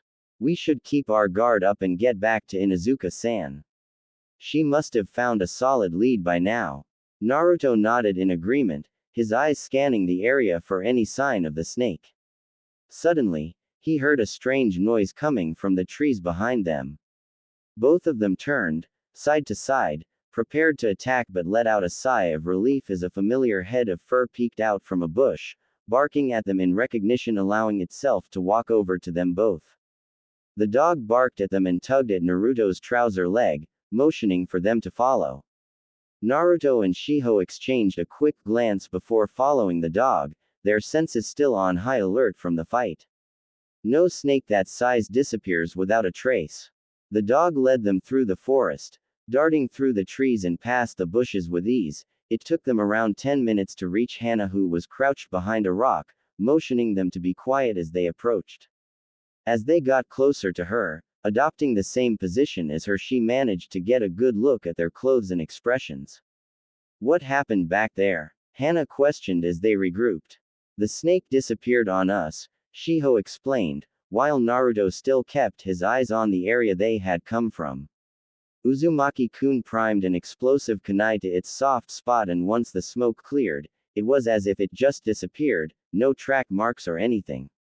Hana frowned at the situation. You sure you never just blew it back with the explosion? She asked. Naruto shook his head. Nah, I've used those tags once before and it never caused that big of an explosion, he said, trying to recall the area where he had tested the effects of the tags before. I might have set up the tag wrong when I did it myself, or the tag I just used was faulty in a bad way. I don't know what to think. At least you made it back to us, I guess, Hana said, motioning for them to look over the rock. The good news is I found her. She's right across from us on the top branch. You see her? Shiho looked across the open area in front of them. With no trees or bushes in sight, the sun blazed down upon the open expanse, casting a warm and inviting glow across the ground. Here and there, scattered rocks dotted the flat landscape, providing minimal cover from the elements. I see her. She looks bored, Shiho whispered, observing the woman lying flat on her back with her feet dangling from the sides of the branch. What should we do now? Well, I don't want to track her down again. She's crafty and the triplets are getting tired, Hana commented. I don't think any of us are getting that high up, Shiho responded, turning to Naruto for his input, only to see him still watching their backs. You okay, Uzumaki-kun? Yeah, I'm good, he said, turning to look at their sensei's position. The only way we're getting up there is if you have another dog trick up your sleeve, he said, getting a laugh from Hana. Unfortunately, I don't. So we're gonna need to come up with an actual plan. Shiho thought for a moment before speaking up. Why don't we just flank around the clearing and get underneath her instead? Then we can just ask her what this is all about. Hana and Naruto looked at her and shrugged their shoulders. It's better than nothing, I guess, Hana said. I just hope she doesn't run again. The group moved and retreated back so that the trees and foliage covered them from afar and circled around, occasionally popping out to make sure she hadn't moved yet. It took them another 10 minutes to carefully navigate around, finally making it within throwing distance of the tree. Naruto stepped forward, deciding to be the voice for the team, and shouted up towards the woman above, still dangling from the branch. Hey, he yelled, cupping his hands over his mouth, you wanna explain this shit? Uzumaki-kun, be polite, Shiho chastised, watching as the woman turned and began laughing down at them. You finally made it, huh? Anko said, applying chakra to her feet as she stood upside down on the branch, her smile growing at their reactions. You took long enough, that's for sure. Any longer and I would have failed you guys. What do you mean fail us? We passed the exam, Hana pointed out, finger tapping on the leaf protector around her arm. Ha! Those tests at the academy don't mean shit, the purple-haired woman said, cutting the flow of chakra to her feet and effortlessly flipping to the ground. Those were to just weed those with some potential to have a chance at being placed in a genin team, she explained. So, you're saying that those who failed were just scrapped off? Naruto questioned. Of course not, that would be a waste of time and resources on the village. They get sent to the reserves, do mandatory training and are glorified D-rankers, few make it to Chunin, and even less make Jonin. She said, but you guys are the lucky ones. I wouldn't say this is lucky, Hana said pointing to their surroundings. Ha, guess not, Anko laughed, smiling at their dismay, but seriously, you guys passed the test. Yes, there's a shit ton of things that you guys could improve on, the village chase for one. She whirled a kunai in her hand as she continued talking, props on clearing the fence, but then there was the snake summon you came across. You would have been better off fighting as a unit instead of splitting up. The mention of the snake summon made Naruto's eyes widen, whereas Shiho developed a look of interest that explained the issue. You two did a good job at fighting my snake, but I made sure it didn't go all out on you guys, she said, her hand rubbing her neck. I hope she made it back without too much of an injury. Hee hee, their sensei's laugh wasn't too convincing. She turned to Hana as she continued, no slight against your tracking skills, they are good for your age, but they're still shit. Hana bristled at the wording but nodded nonetheless, making Anko laugh. Luckily you have me as a sensei, we're being melded for a tracking and reconnaissance team. Anko watched as they all had varied reactions on their faces. Unsurprisingly, Hana looked excited. The three dogs at her feet shared the feeling as their tails wagged along. It would give the Inuzuka the best chance to progress in her clan's speciality and become a strong tracker in the future. The blonde girl, Shiho, looked to be happy with the news. From reading her documents, Anko summarized that the girl would have enjoyed any team she was placed on if it taught her a useful skill. The kid would probably pick up tracking faster than most would with her smarts. Finally, she looked to the whiskered blonde who had his hands folded across his chest, nodding away at their team role, a thoughtful look across his face. Anko knew from the moment she was given him as a student that she would train him to be the outlier of the squad. He would be the one that would assist her in getting them out of shitty situations if it came to it. As of today, I'll be training each of you how to become a better shinobi. By the time I'm finished with you lot, you'll be some of the best at recon in the village. I'll make sure you each have your main roles though, she said, pointing at Hana. You've already shown your skill in tracking, so your role's obvious. You're gonna be the navigator, getting us from A to B using your own senses and your ninkin, and when we get into fights you're gonna be a close-range combatant if it comes to it. Her finger moved to Naruto. Whiskers here is gonna be the powerhouse. She didn't expect the slight flinch at her nickname. She kicked herself mentally at the mistake. I'll train you up so that if shit does go down, it's mine and your job to make sure that we get out of it safely. An overspecialized team is a dead one in my books, so having you trained as someone who could turn the tides of battle would help the team out greatly, she said. Naruto nodded to her reasoning. Finally, she pointed at the Shiho, a toothy grin across her face. Specs, you're gonna be the brains to level out the brawn on the squad. Naruto nudged the girl in the arm, whispering something to her, making her face go red. I'm gonna have you focus on your communication. Get a few languages under your belt and make sure you're familiar with foreign customs. There will be a point where you will need to go undercover. Also, you bet you'll have your encryption and decryption skills up to the same level as me. The girl smiled, a determined look setting itself on her face. She looked the most excited out of the three. I think that's enough for today anyway, so here. Anko pulled out 3 forms from her jacket, handing them over. This makes it official. Sign that and get it back to me tomorrow before we go for a team photo, okay? She asked, receiving nods.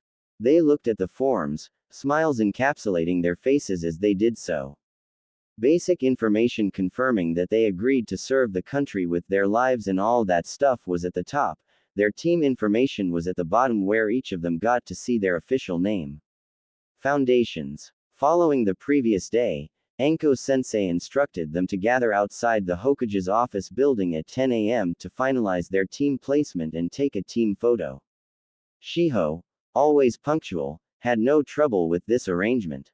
She set off from her own home, making her way along the well-trodden path that she would follow every morning to the academy. The only difference this time was that she had to sit and wait outside one of the largest buildings in Konoha. the office where the Hokage did his duties was at the top of the circular building. Shiho stood and craned her neck, trying to get a better look at the building. Her eyes focused on the large sign at the top of the structure, with the kanji for fire emblazoned prominently, visible to everyone in the village from any angle.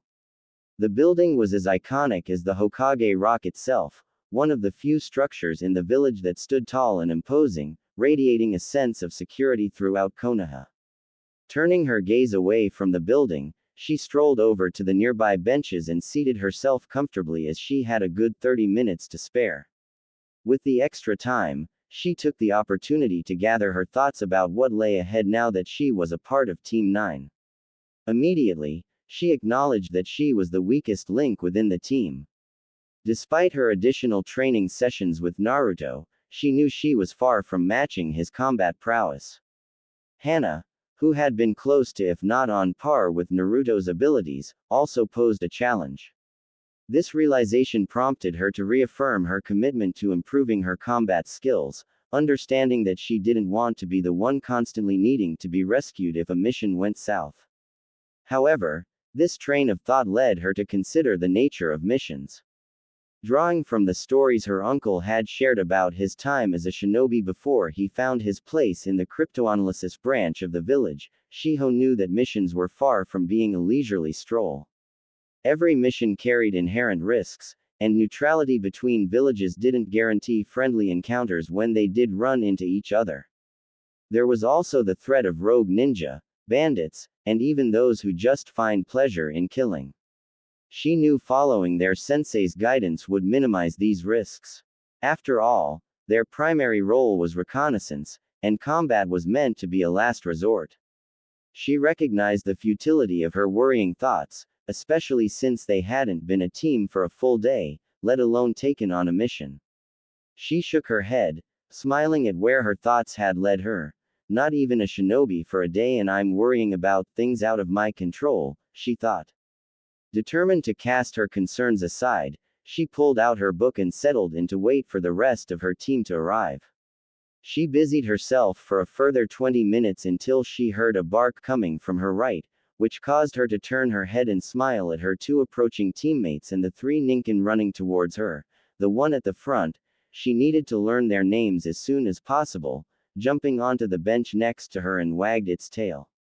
She laughed and gave it a pat on the head as Hana and Naruto approached, as they did Shiho ed an eyebrow at the blonde's appearance. Gone was his old orange and blue jacket, which had been replaced with a newer black and orange one matching his orange pants and black sandals. However, it was what he now wore on his head and around his neck that made her smile. It's called a forehead protector for a reason, you know, she mimicked, quoting him from yesterday and giggling when he rolled his eyes at her. Naruto adjusted the goggles that had taken their spot on his head, his headband now wrapped around his neck instead. It was a graduation gift, he shrugged, looking down at his jacket as well. Ayame and Tuki would be annoyed if I didn't put them to use. Well, at least the jacket isn't as bright as before, Hana chimed in from his side. Or as big, Shiho added. Both girls shared a laugh at Naruto's expense. He sighed, slumping onto the bench, already appearing exasperated with their teasing. Their laughter only intensified when Taro decided to join in, ing Naruto's face in apparent sympathy. Hana decided to help Naruto out a bit and whistled the pup to get off the bench, allowing her to take the vacant seat. So, what do you think Anko-sensei will do with us today? She asked, signaling for the triplets to lay down. I dunno, Naruto said, wiping at his face. I'm hoping for a mission as soon as possible so I don't need to dip into my savings for rent. That would, Hana commented, thinking of his position. I hope she goes over what we did wrong yesterday. To say that she was still annoyed by the hunt through the village was putting it lightly.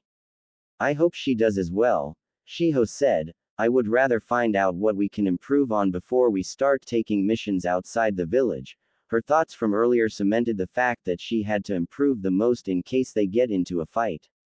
Well, whatever it is, I'm sure we'll find out in a minute, Hana said, craning her neck over the back of the bench.